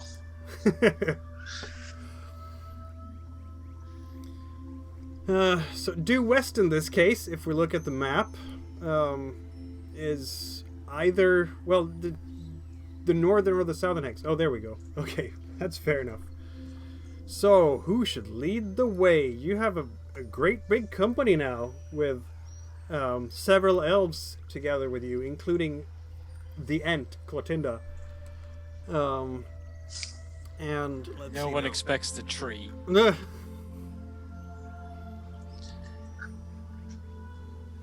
I've got a total of 7.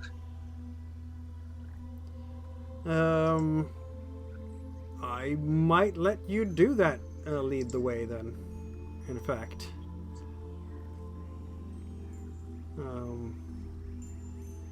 The others. The Red Runners are more fighters than hunters. So feel free to do that. We'll get one. You do, indeed. You lead the way towards the southwest through this dark forest in this first quarter day.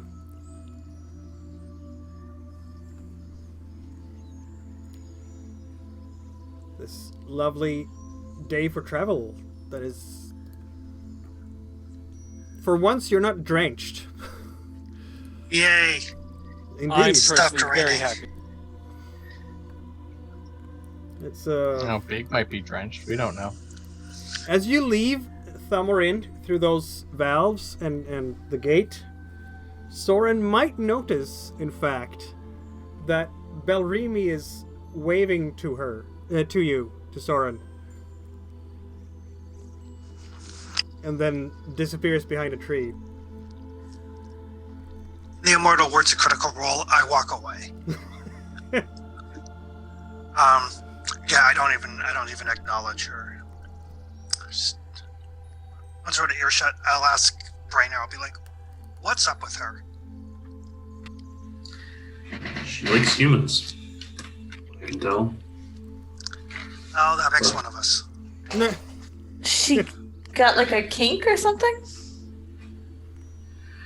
Well, that first night,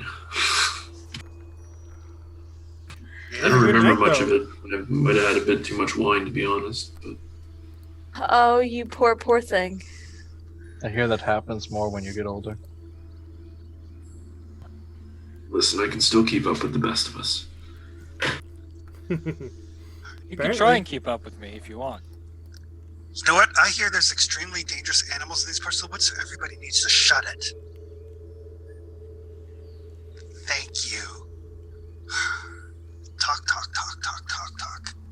Mm. As you keep walking through the forest, you this constant crunch, crunch, crunch as Clotilda is walking together with you. It makes a lot of noise, but also not that much noise, strangely enough. Soren, I was just asking a passing squirrel, and apparently there's not a lot of threatening creatures around when there's an ant behind us. This is entirely true. All right, so you're going to actually make a reason why people need to not talk to me. I thought the reason was you get more and more cantankerous and surly the more people talk to you. Yeah, but you seem to be the only one aware of that fact. But he keeps talking. In my defense, I was talking to Brainer. Right. You will notice that Marigolane will probably often accompany Celestial Passage.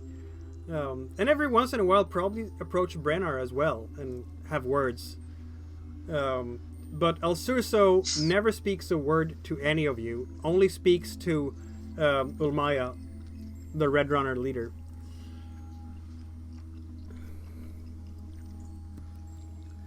Oh, I enjoy Marcolane time. That's quite pleasant, and, well, he can shove it. I mean, there's not much room beside his head up his arse, but, you can probably get something else up there. Who has the highest insight of all of you? I think that's actually Celestial Passage, isn't it? At 8? Most likely. I want you to roll your insight at a minus 3.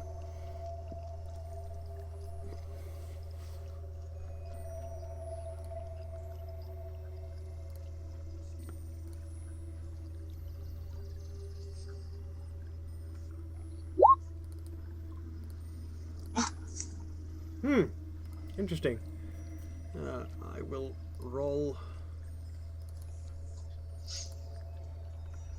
as well. I did see the Sixth Sense talent and started to get tempted. Yeah, that's for ambushes. This is not that. Oh no, I figured this is related to Mr. Right, why did that? Okay, sorry about that. Maybe it was Secret Roll. There we go. All right. Yeah. I think with that, it's even. So you don't notice anything particular. Dang it. Yep. No, this has been a refreshing sort of stop at Thalmarine for all of you. You now have a new quest, a goal with your journeys, with your travels, and who knows, when you get back with the Ruby, you might even get more training in various fields. And on that note, Marigoline will in fact ask Brennar, how do you envision your future path? I know that you want to use your insights and knowledge to stop demons as well. Yes, I've been trained sufficiently in it, and because of that, I know how to deal with them. And we've had dealt with them in the past and removed them as such, but I think more my skills is more of a tool, for lack of better terms, to get rid of them of this realm. As much as it may not have seemed when we were going through the mosaic walls within the Thamorin, I didn't realize the gravity of what happened. They look a bit sad. Sometimes it is hard for us elves to understand the other kin because of our long memories and because some of us were there. When we speak of living memory, it is because we remember it vividly. And you and Celestial Passage, you are blessed with being our kin, if remotely so. And so you have a better chance of understanding our perspective. But the others, they live such short lives, and sometimes it's hard for us to speak to them in ways they understand. And I fear sometimes that this creates misunderstandings and conflict and strife needlessly. But I'm glad that our Hall of Memories could help create that understanding for what was lost, and the crimes of Ziggofur. And I know that there are other Frailers who, like you, have taken up arms against those who fell, those who have fallen from the true path. And perhaps there can be one day some kind of more general reconciliation between druids and sorcerers. If we can find more sorcerers like yourself, then much will have been won. Yes, that would be nice. I have heard of, and maybe in the future when this mission is over, that to the east of the Dankwood there is a forest with some human sorcerers, I think. And at least one of them talks to some of the druids of the Golden Bough. Perhaps you could seek them out when all this is over. Yes. As far as I know, she should be quite powerful. Yes, I didn't have a chance to finish my training, but it would be beneficial. And very much feel alone, I guess, amongst all the others here. And then at that point, Brenner just kind of goes a little silent.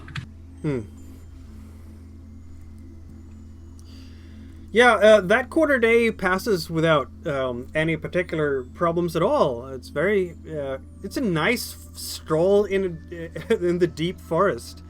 Obviously, it's a slow pace because of all the undergrowth and the difficult terrain that you're traveling through.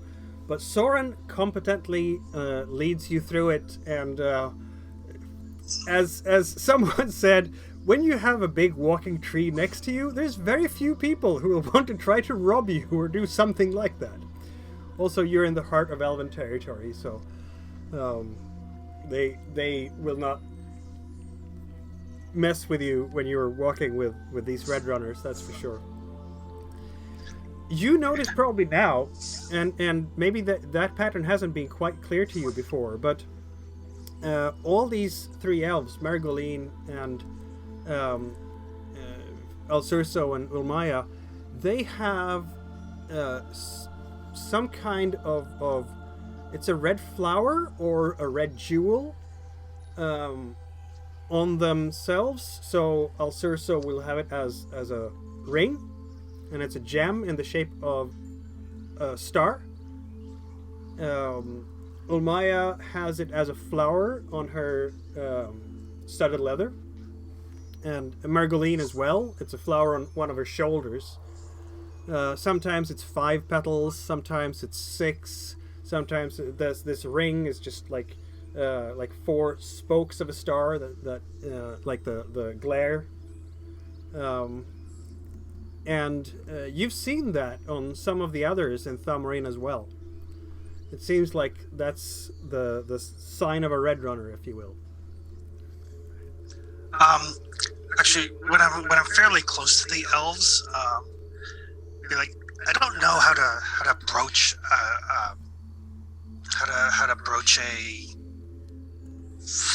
whatever you call it, sensitive subject.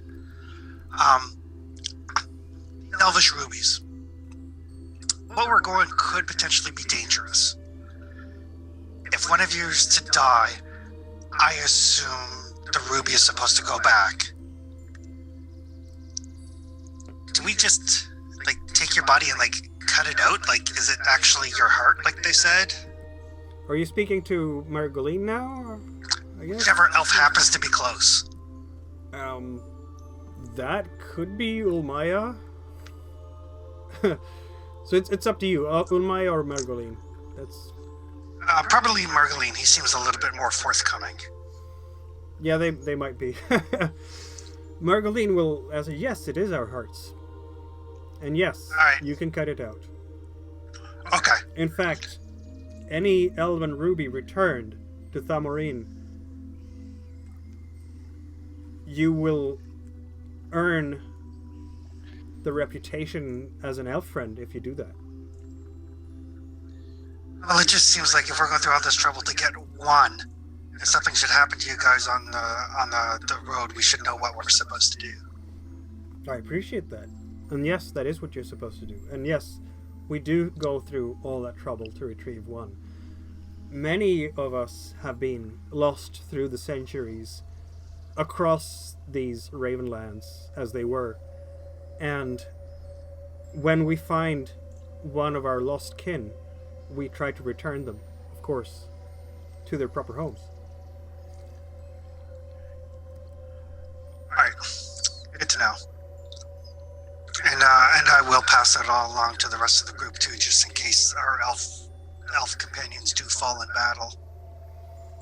You only just met them and now already you're talking about stealing their hearts? Wow. Well, if they're dead, it's not really stealing. They're stealing the heart, and then they're stealing the heart literally from an elf because it's a ruby. That's, No wonder they don't fall in love. Breaking your heart is a major thing. Who says they don't fall in love? Well, hopefully everything will go swimmingly and we won't, How do you think half-elves have been created? Sapphires, maybe? I'm not sure anymore. You see, eventually the grain falls on a tree, and... I will continue leading us in a kind of southwesterly direction. Yes, feel free to lead the way again.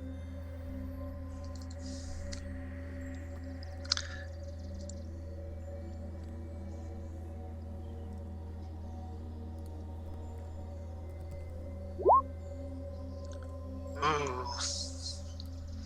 That's not so good. Come on, you can push through it. Yeah, I will push. So one, let's see these.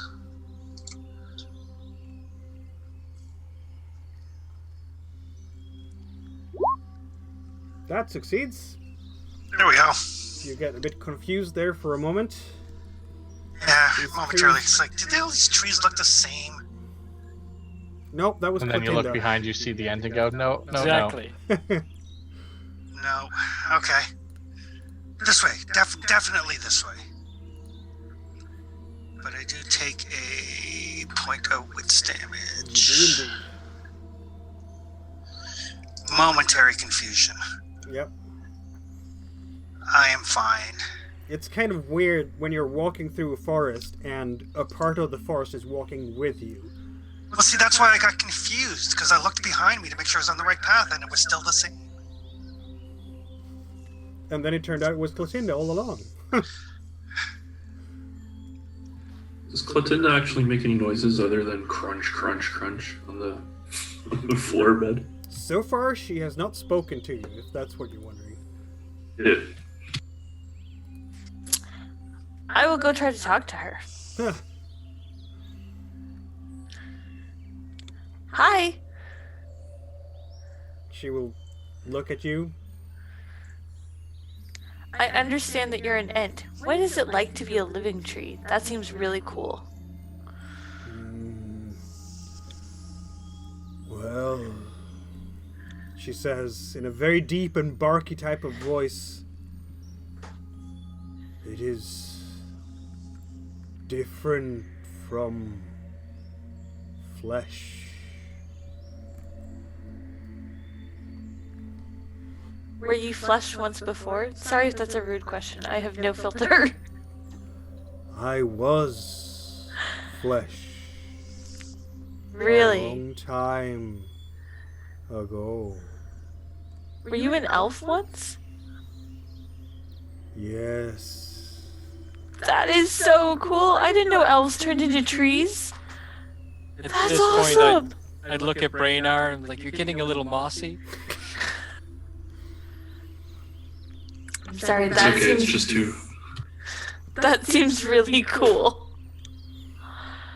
Margoline will kind of intercede and say, we, the eldest among us, sometimes decide to shed this fleshy form and take that shape instead.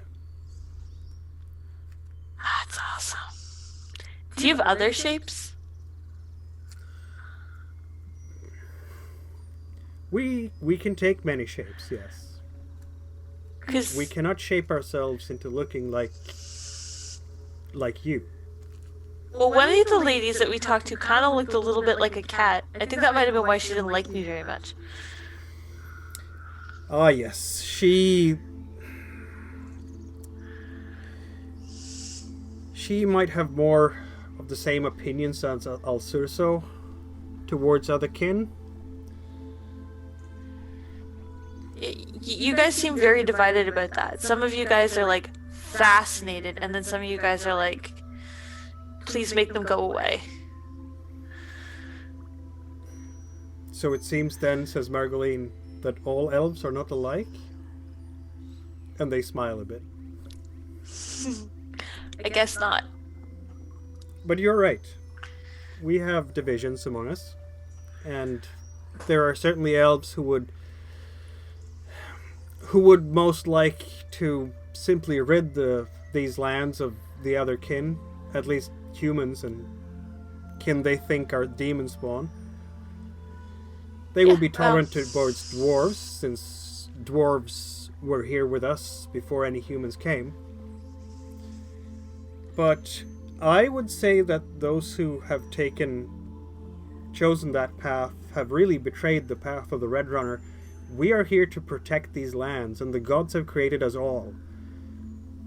If anything, we elves are stewards. We can help other kin with our advice and our long experience. But all of us seem to lose our ways every once in a while, don't we? Yeah, we do. And yes, I will concede.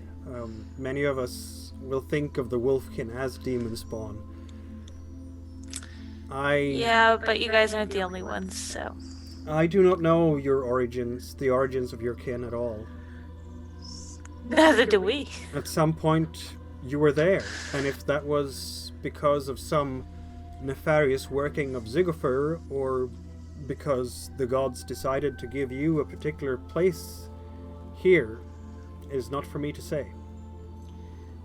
We have druids too. Do they follow the words and wisdom of Clay and Flo and Whale? Some do. Some don't. Our normal ways are usually a bit more tribal and violent. And direct. Yeah. I see. I am pleased to make your acquaintance. It is rare, for me at least, to have the chance to talk so much to one of the Wolfkin. We see them mostly as guards of caravans, and alas, it seems to me that some have taken up banditry. Yeah, we're not all very nice.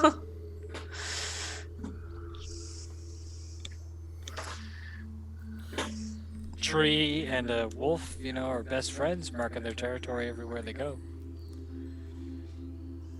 Do you have to? Like, every time? Every time? Every time. Big has to every time. It's what she does. It's our spirits. I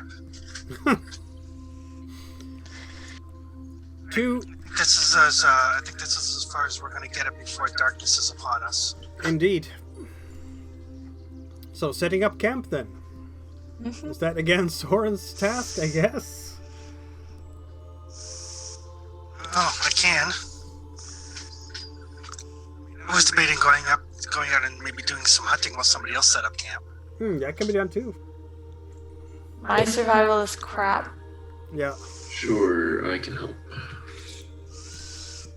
The tent gives you a +2 gear bonus. Yep. Does it? Yep. It sure does. Okay. My survival's still crap.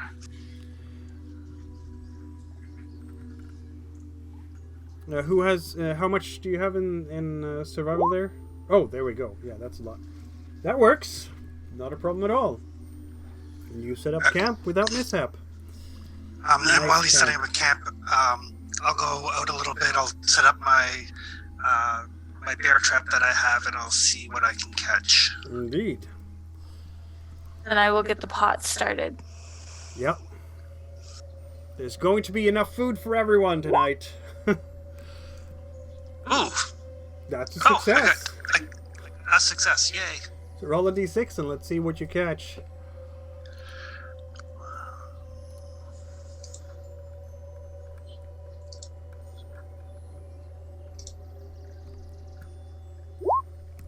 That is a fox, 4. in fact.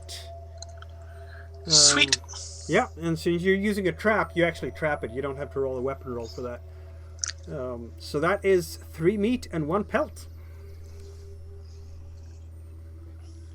So I will cook that up, and then if somebody wants to get some vegetables to go with it.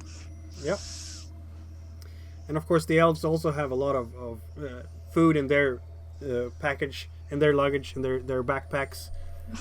So no one is starving tonight. No, Frida also has like 24 food on her from what she bought from the kitchen. All right. Do you want to remove 5 then for the group?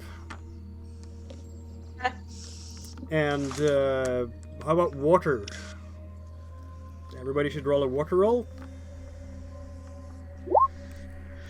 Obviously, you're gonna drink your fill tonight, but who knows about tomorrow, etc., etc.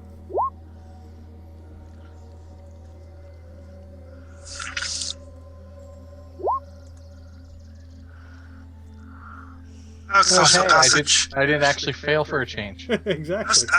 I was starting to think your water skin had a hole in it. I was going to offer to trade you. You all have plenty of water still. Who's gonna set a... I guess Clotilda could watch for you tonight? Well, hey, doesn't hurt to take advantage of the fact that we have friends. Exactly, and Clotilda could definitely, keep watch, get her rest in, while the rest of you are making camp and eating and everything. She doesn't eat like the rest of you. She digs her toes in deeply into the soil. So she can keep watch during the night.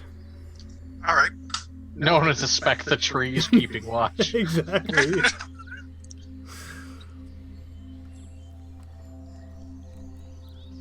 And I am happy to tell you that the night is uneventful. It is a new day in the Forbidden Lands. When you wake up, and it will be... kind of weather did I have for you? Still good, still sunny. Yep. Right. I will lead us south-southwest. I'm hoping to hit the coast, and then maybe if we skirt the coast, we can find a town with a boat, so we don't have to walk all the way around this lake and the mountains. zones. And at that point, of course, you are getting to regular forest. It's not dark forest anymore, so you can, in fact, it's open terrain, so you can go 2 hexes this time in a quarter day. Excellent. Is there still a pathfinding check for each hex? Yes. All right.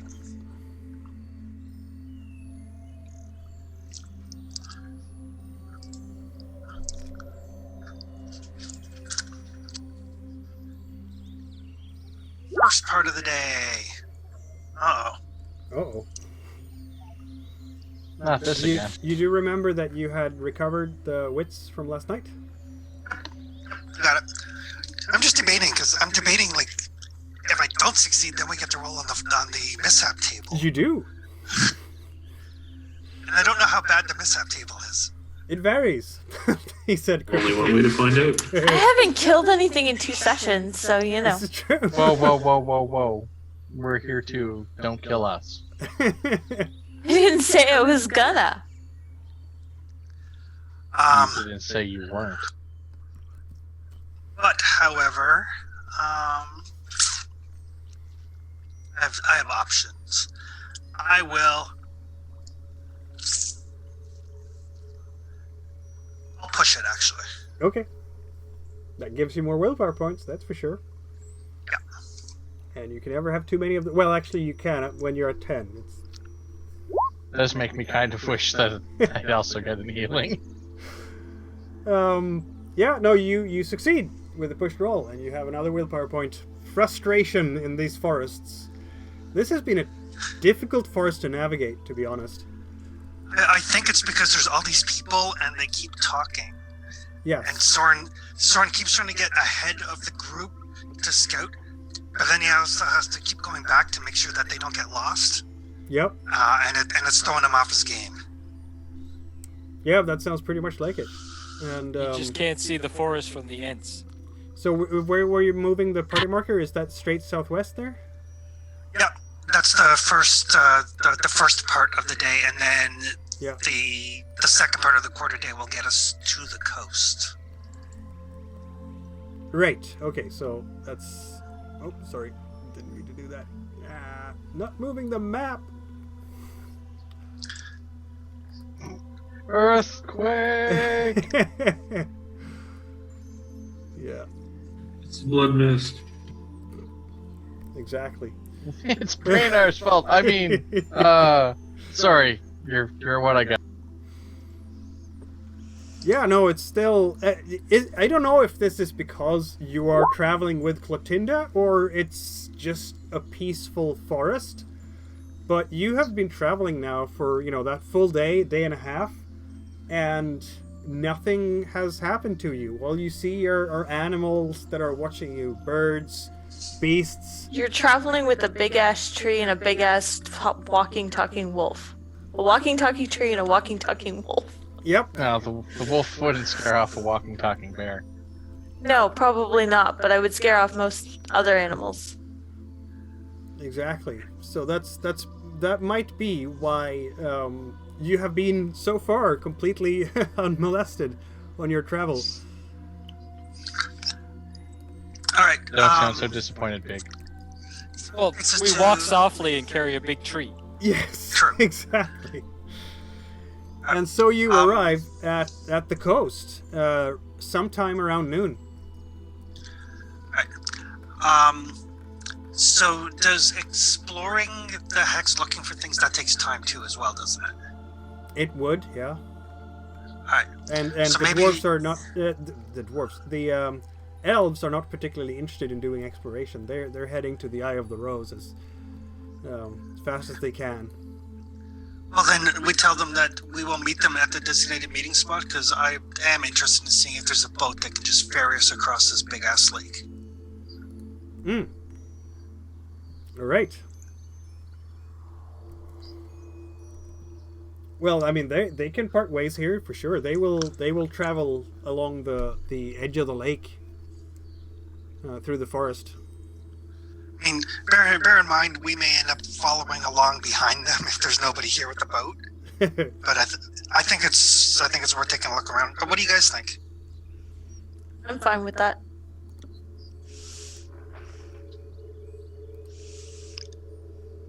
You guys want to huff it around or look for a place for the boat? Look for a boat. See if we can find the boat. It's not like it'll change much if we don't. I get to go fishing. Go fish. So yeah, so we'll take the time to look around, see if there's any signs of habitation, any like little fishing villages or habitats or anything like that. For sure. Smuggler's Cove. Smuggler's Cove, Pirate Hideout. Yeah, so basically by lunch, I guess you share a short snack there, and then the elves, including the tree, will head straight west, whereas you are sticking around a little bit to scout things out and see if you can find something interesting. And perhaps you can.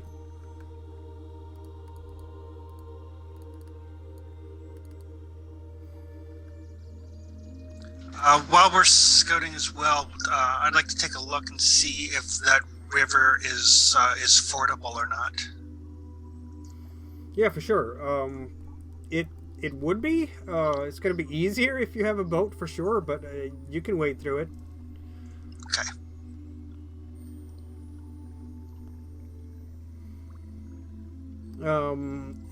Is someone keeping watch as you're doing all this?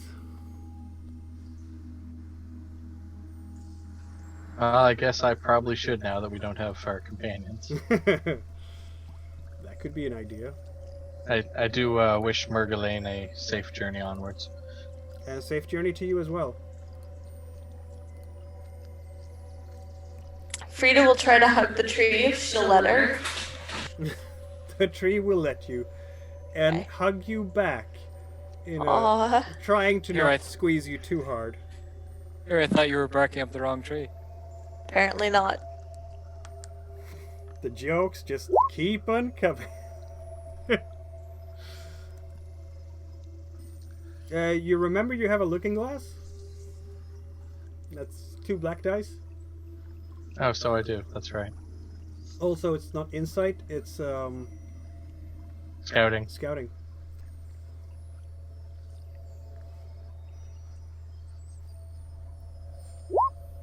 Ugh! Well, good thing It's I got one on success. that, because that would have been brutal to push. It is a success. Technically a success. That would have been the most brutal push of them all. Exactly. All that willpower. Yes, all that willpower. You didn't get it this time. Yeah, I would have to cast a spell soon because I'm at 6 already.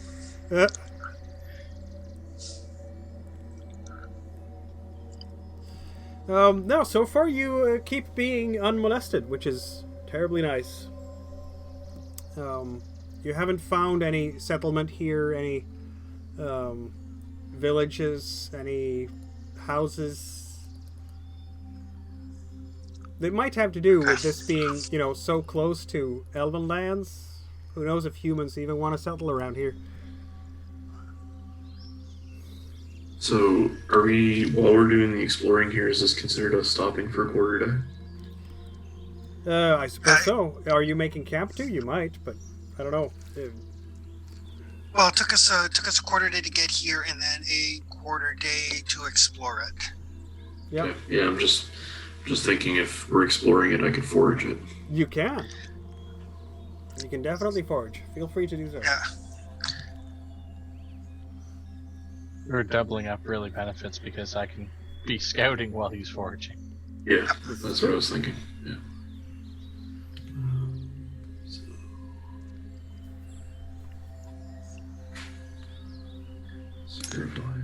We'll see if I can track anything since we're hanging around anyway. So I have herbalist, so hunting, I'm adding my extra 1 to gear. You're doing that indeed. Now, we will recall too that it's spring. Mhm. So foraging for spring means -1. On the other hand, you are in the forest, which gives you a +1. So it's +/-1 for you. +1 on the hunt roll in a forest, to remember. Yes, there, 3 vegetables right there. Excellent. You always throw yourself in. Roots, I'm sure, for the most part. Yeah, I'll take a potato or a carrot. Yep. Maybe some Early. rhubarb, possibly. Wild rhubarb. I don't know. I don't know anything about plants. Early onions. Is Frida going to go for a hunt roll Asparagus. to complement your food? Asparagus. That's not scouting, it's survival. I don't know if that's better or worse for you.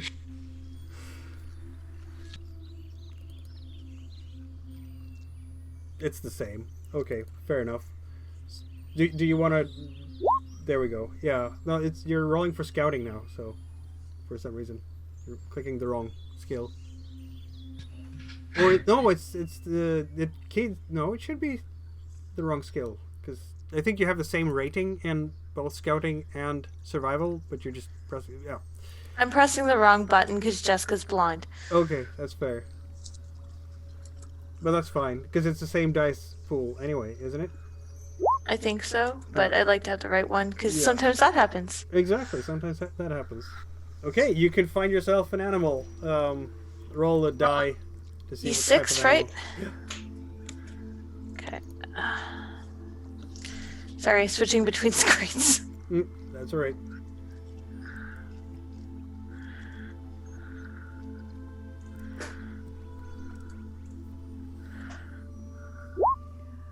Ooh, that's interesting. You find Cool. yourself a boar. Now, if you fail this one again, you will be attacked by the boar. So you have a -1 on your marksmanship roll. Marksmanship? Because you're throwing your spear. So I have a -1 to throw the spear? So it'll be like you add your throwing spear, the 2 dice, the two gear dice for that, and then you Okay. subtract 1 from your marksmanship. Okay. So you should use. Let's see now. You'll have the -1 there. I do. My marksmanship is 5. Yes, but you get a negative dice. Oh, I don't know how that works. Sorry. Or you click like so, the -1. So if you look at in the middle of the character sheet, you have a dice pool, and on the Okay. skills there is a -1, and then you roll. Oh, okay. Sorry. There you go. Does that do? Okay. Yeah. So basically, if that -1 comes up with a success, it removes the success from your dice. Oh, So okay. that's how that works. Sorry, that was. Oh, I think. Okay. Did I do it the right? Did we do it the right way here? Anyway, you hit the boar, boar. and it goes down. So you Yay. now have 4 meat and 2 pelts Cool. that you've added to your stash of food. And you can cook, though. Yeah, if you take the evening to cook, you can cook, I suppose, the fox too, if that hasn't been cooked already. Frida cooked that last time Okay, there you go. before Then. we left. Did- But does- I will cook the boar and the vegetables. Do any of you have the Tanner talent? I Soon. don't think you do. You're gonna get that one too? Yeah. Why am I not surprised? Master Um, craft frailer. May you exactly. craft the thing. Well, someone has to, right? And the reason I ask is that pelts, I'm not sure how... Yeah, they have a shelf life of 1 week. So if you haven't tanned them within a week, they go bad and you can't actually turn them into leather anymore. Okay. So that's something to keep in mind. All right. While Frida is cooking, I'll set up camp. All right.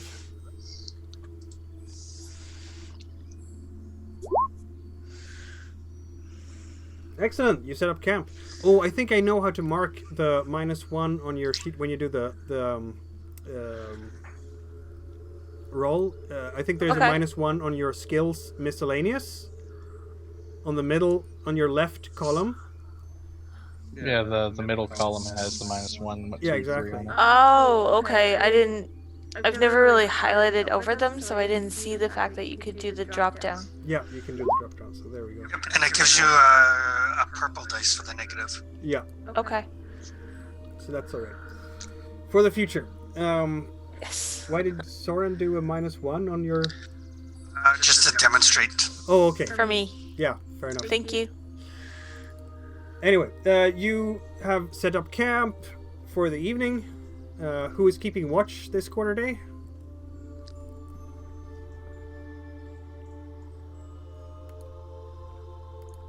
Not me.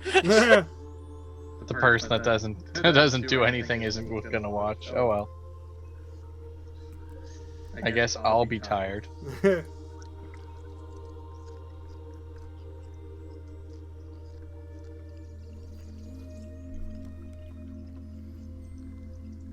So who is doing the keeping watch? This is when you're setting up camp. Oh, I'll continue keeping a watch. All right, let's have a roll.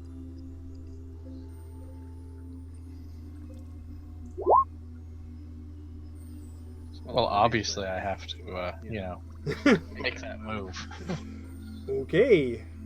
Are you gonna push that? Because that will again hurt your looking glass. Well, I have to push to use my pride, don't I? Not so sure that you do, to be honest. I think you can just use your pride if you fail a roll. Yeah, I think so too. I can double check. Once per game session, you can activate your pride when you fail a skill in a situation where your pride is relevant. So yes, you can do that. There we go, 2 successes. You have never been surprised by a person or beast, and nor will you this evening.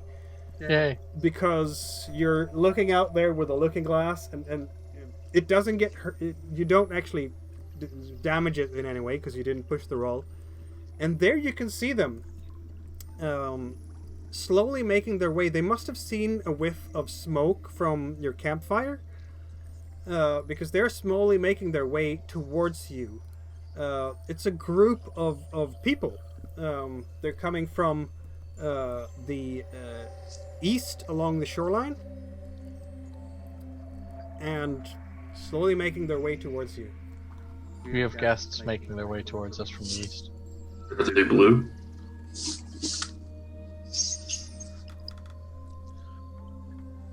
Are they blue? Yeah, It's a true. relevant question. It is legitimately a relevant question. Did they look happy then? They're a bit too far away so far. To tell us they're blue? No, they're not blue. They're not any shade of blue that I can tell. What you can see as they get a bit closer is that they are really dirty looking humans. They're wearing worn clothes that have ripped up in all sorts of places, and they're also armed with someone will have a club, someone will have an axe, maybe someone has a sword. How many are there? It looks like they haven't shaved or cleaned themselves. Their hair is a mess, tangled mess. They are 5, in fact. And they're making their way towards you, and they're kind of...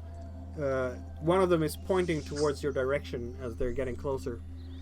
By Yes, now, they're definitely your coming this hunter way. and forager will be back. There's about 5 of them. They're all armed. Disgusting looking creatures. Well, Oh, so humans.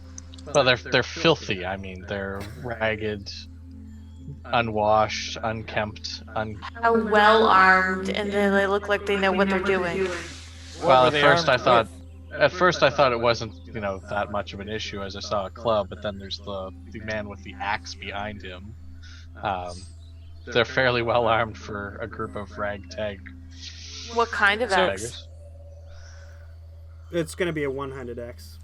Oh, But a sharp does it- one. Someone Does in it the look like a- woods with an axe is automatically a threat? I was gonna It's say, not a does it look tree like a axe. weapon or a tool?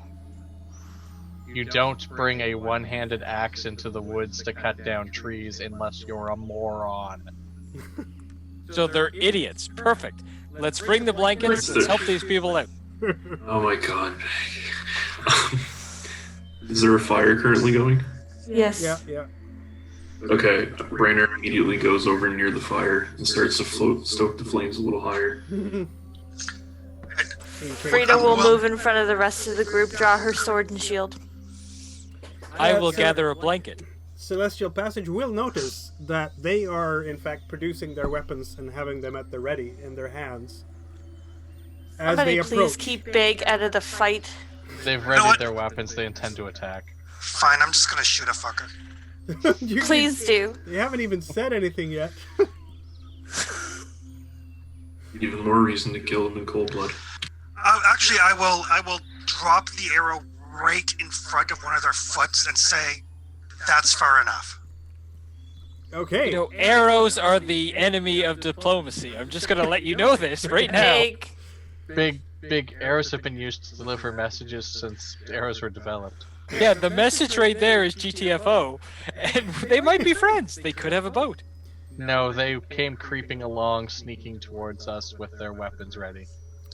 They want to club us and steal our food. You can hear They them look sort of homeless and rustling through the shrubbery, and one of them is a large man with a really big black beard steps forward and he sort of spits and, "What manner of dirt are you? What are you Frida doing will here?" step forward and say, "What manner of dirt are you?" "Me? Don't you know who I am? I don't give a shit who you are. I'm Argum Twainbeard is who I am."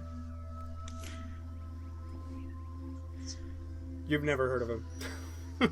Why do I care? You can see that all of them are looking very much towards sort of the campfire, and if there's any food available, their eyes will go towards it. These guys hungry? Come towards the fire. We'll give you some respite. Warm you up. Anyone You want to got- roll insight? Celestial Passage? You have that skill?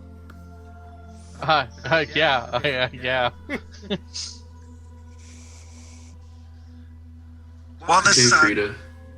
No, it's not. Worst case scenario, they won't live to morning. This is true. Possibly. Really? will be aiming in the meantime. Well, I'm gonna have to push it. Yep. It's gonna hurt your wits. Willpower. But it lets you some willpower, exactly.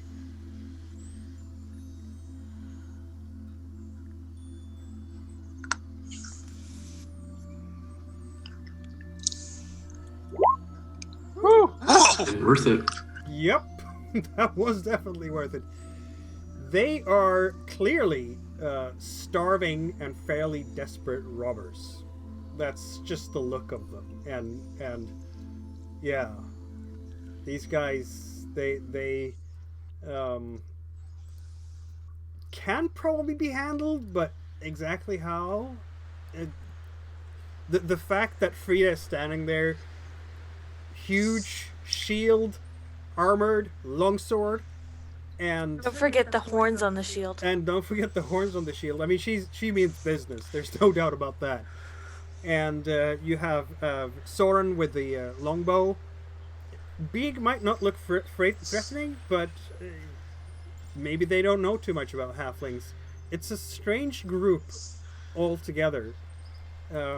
So they do have their weapons, but those weapons seem to be there mostly for their own defense, and also possibly could be driven by desperation in your mind. They are hungry, but it's possible. If we're to talk them. offer respite, they'll have to leave their arms over there, outside of reach and outside of easy access. They're clearly desperate and hungry, but they're also clearly robbers. So, We have the spare. Are you saying this so that Argam can hear you? Well, if he wants to lean in while I'm talking to the party. Well, no, then Argam won't be able to hear it. It's close enough. which word does Celestial Passage emphasize? Desperate, starving, or robbers?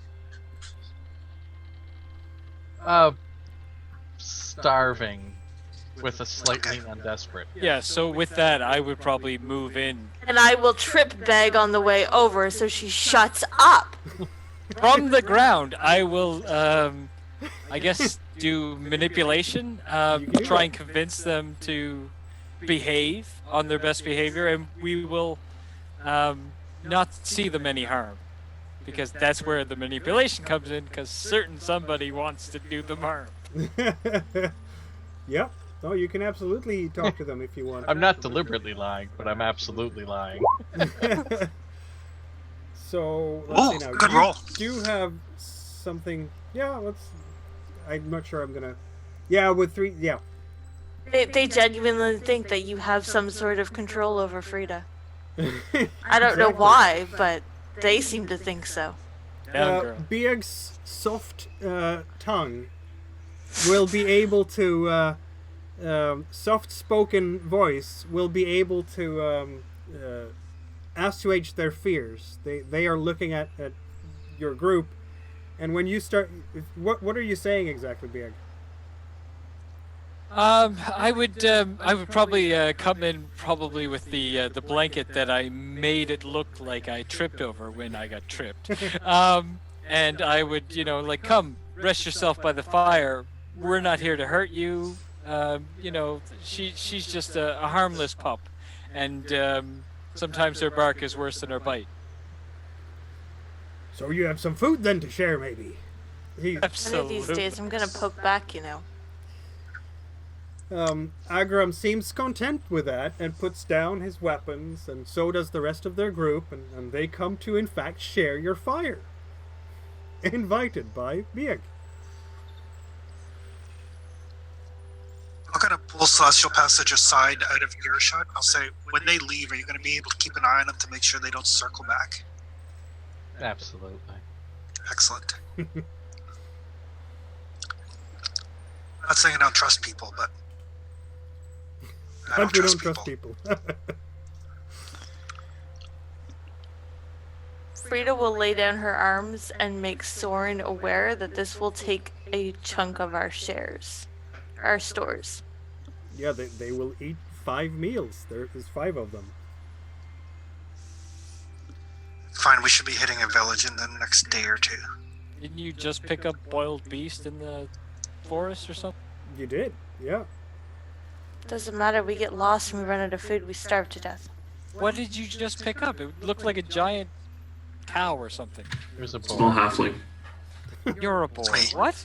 As long as I'm here, you literally cannot starve to death. See, there's a You reason can for starve to everyone. near death, though. But it is too, you lose, since you're friendly enough to invite Agram and his rough band of ruffians, and they are eating like they haven't seen food for a long time, which probably they haven't. Frida's food is really good. Yeah. No, this is good. Who made this great food? I did. What? Oh. Good food, yeah. They're all just rifling it down with great appetite. And, of course, maybe they have actually had some water to drink before. But you will have to roll for water for today. So you've lost 10 rations of food because you're inviting these robbers very kindly. And then 5 rations of water.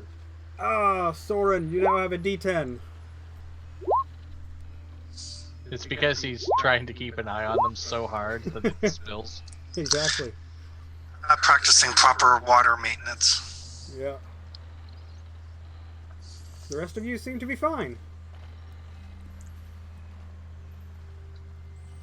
Yeah, so you share a meal with these wayward robbers who are just happy to eat and not starve for today. Oh, thank you kindly, says the leader.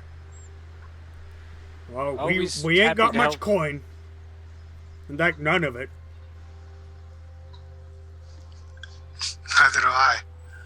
Some of them, now that they have started to get their bellies full, might be starting to look over your equipment in that kind of way that celestial. Freda's passage got her will not be hand happy on with. her sword. It has not left it.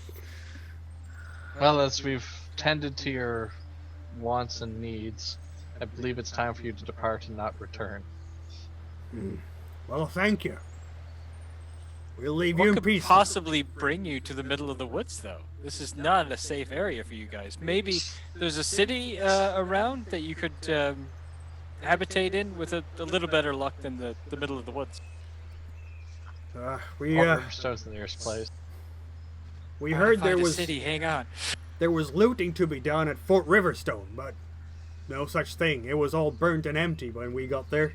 Well, except for the people who were there, guards and dwarves and whatnot. Heavily armed too. Elves too. Can't get squeezed by there. You should probably change your diction. It sounded like you said looting instead of looking for assistance. They did. We heard the place was abandoned. Might be some good treasure there, we figured. Was not. And then we got lost in this infernal wood. Your best bet's to head to the Hollows instead. The Hollows? Where's that? Oh, just keep going past Fort Riverstone and down towards Peddler's Rest. Follow the river. You can't miss it. I'll try our luck that way then. Thank you kindly. We'll be off that way and set up our camp. Best of luck and safe journeys. And so they actually do leave you. Yeah, I am not lowering my guard. That manipulation roll from Big really helped. Once they are well out of earshot, Big, please do not invite people with weapons into the camp. People in the woods. No, tend to have do things not like axes and invite sticks. people with weapons into the camp. They didn't have weapons when they came into the camp. They left them out there. That's right. Doesn't matter. But They the had weapons invitation on the was- edge of the camp. The elves had weapons. We have weapons. See, little sharp, pointy sticks. The elves wanted something from us. That's why they invited us in. Are you telling me that you can't handle a bunch of vagabonds? I can. I don't need them invited into our camp. I don't need them to take 5 of our rations. Well, it's Are a you lot in- easier to toss them into the fire or stab them in the back. Are you at inviting close Frida range. to just massacre people now? No, I'm just trying to, instill her with a sense of joie de vivre, because she You're only seems failing to in have every bloodlust. regards, Big. Perhaps you should try again from a different perspective in the morning. Why don't you keep your hands on your little one-eyed tool, and I'll keep my mouth where it belongs. At the very least, five rations is nothing. Nobody got injured. Nobody got a hand hacked off, or a leg chopped off, or a head chopped off. Yeah. So, regardless of how competent you might be, if combat happens, somebody's going to get hurt. It would totally be on your head, regardless how short it currently is. I'd much rather use up a couple of rations than have to try to find bandages in this forest. I have one set, and no offense, they're only for Frida or myself currently. Sometimes words and good actions speak a lot more than knives and slings. I mean, if they decided to throw down, I totally would have been there, but I'm not looking for unnecessary violence. Just because Soren is an untrusting sort, I am going to stay up for the rest of the night just in case they come back. Which is fair enough. You can keep watch then. And Braynar will also do the same. All right. I'll enjoy the don't rest like period inviting, for my wits. And you haven't even rested in the evening before, so you're gonna be sleepy by the time morning comes along. But that's all right. Noted. Brannar, don't you rest while you're foraging? And That's so, a great talent. And so ends, in fact. Oh, does foraging count as rest for you, Brenner? It is considered. Let me just bring up general talents. You have the second level? Yeah, I have second level. Yeah. And it might, yeah. Yep. Then you're arrested already. Nice. That half-elf blood serves you well, though it doesn't relate to the half-elf blood. It's just the talent. But it sounds Here's nice. here's the spyglass in case you need it. Noted. And so ends springtime, Springrise 17th. And as the sun comes down, is it the end of our session for this time. You have a new quest, you have a new mission. You are headed towards the Eye of the Rose. It will take several days for you to get there, and on the way you might run into actual settlements. One or two, depending on how you travel. If you decide to go by the mountains, you might not. And if you decide to get a boat, possibly at the settlement, you might get to another settlement. So we'll see what you decide as you continue on your journey through these forbidden lands. And as we end this session with our adventuring players, there will be an epilogue, because a few days ago, far away from where our adventurers are, other things happened. So have a good night to the players. Night. And Good night. let's all see Hey, folks. what happened. May the spirits guide you. May the spirits guide us all. What happened in a different place. So, this is the morning of Springrise 15th. You're encamped in the forest, the south of Arena Forest. You've won the battle against the orcs last evening. This is the camp in the morning after. You will, as you come out of your tent that has been pitched up there by your servants, you will notice that off to one side, the Rust Brothers have completed the task that you gave them last night. They have put all the dead militia into one, well, pile, for lack of a better word. And they are awaiting you at whatever time is convenient for you this morning. Yeah, so Cthulhu wakes up kind of early, sore from yesterday's battles and spending the night on less than comfortable sleeping arrangements. He's an old man still, so it takes his toll.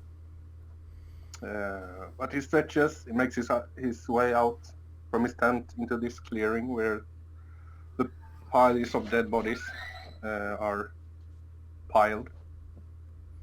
On his way there, he removes his armor, his clothes, in a ceremonial manner, preparing for this ritual.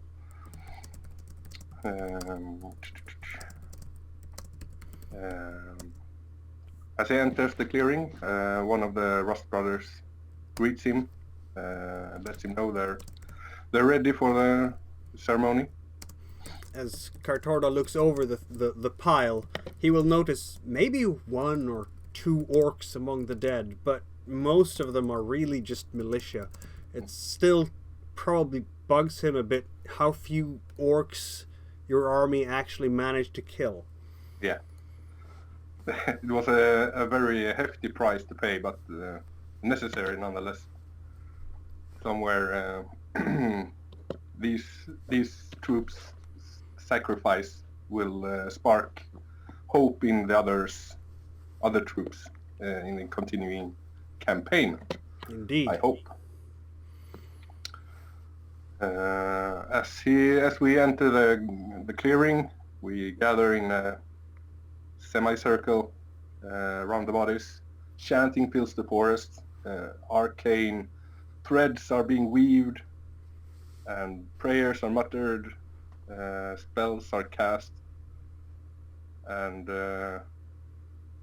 but something feels not quite right as Kartorda casts his final spell. The etheric energies are reaching out into and towards the bodies and filling them with unnatural energies that can reanimate these corpses. But you're right. Cartorda feels that this huge amount of energy, more energy than he has channeled in many a year at once, slips his controls. They short-circuit against each other. Sparks of etheric matter fly. And even as the corpses start moving amidst the incense and smoke that has been released by the Rust Brother burners, a rift opens up in the sky. And out of that rift comes a creature not of this plane. It is as big as about a pony, possibly in size, but spider-like, with 8 legs crawling out through this portal, with menacing eyes, though it's also transparent. You can see the trees around you in the forest right through the body of this thing. It's like it's made out of glass, or some kind of... The carapace is some kind of glass-like substance. Even though you can't see its innards at all. It's simply looking like through a crystalline spider, if you will. It's 8 legs tipped off with sharp, razor-sharp claws. Cartorda takes a step back as this demon emerges, instinctively casting another spell in his attempt to command this demon to leave this realm and never return. He holds his holy symbol of rust aloft and forces the demon to crawl back. The demon is halfway through the portal, and it's going to lunge against one of the Rust Brothers, impaling that hapless Rust Brother on its razor-sharp legs, when the binding spell catches it mid-air. It writhes, it tries to fight it. You can hear some kind of unearthly screech as it's forced back into the crack and leaves this realm. And as the portal closes again, Cartorda's gaze goes back, and he can now see the dead have risen.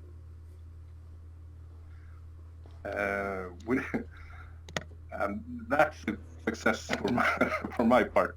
I feel these troops have risen again in order to complete and return to their duties in the name of Rust and myself in our campaign against these savage orcs that has bothered us for so many years. One of the dead, a large orc warrior with a terrible wound across the eye, stands, and the energies that have infused these bodies with the unnatural powers of necromancy have been particularly strong with this one. It will be able to lead the others, and it is even so intelligent that it can bow to its master, Rust Prince Cartorda. This feels good. Cartorda returns the bow with a nod of his head and turns to the other lieutenants and officers and gives the order to prepare the troops to move. We're moving further into the forest onto our next goal. They shout cries to the glory of Rust as they prepare to move deeper into orc territory.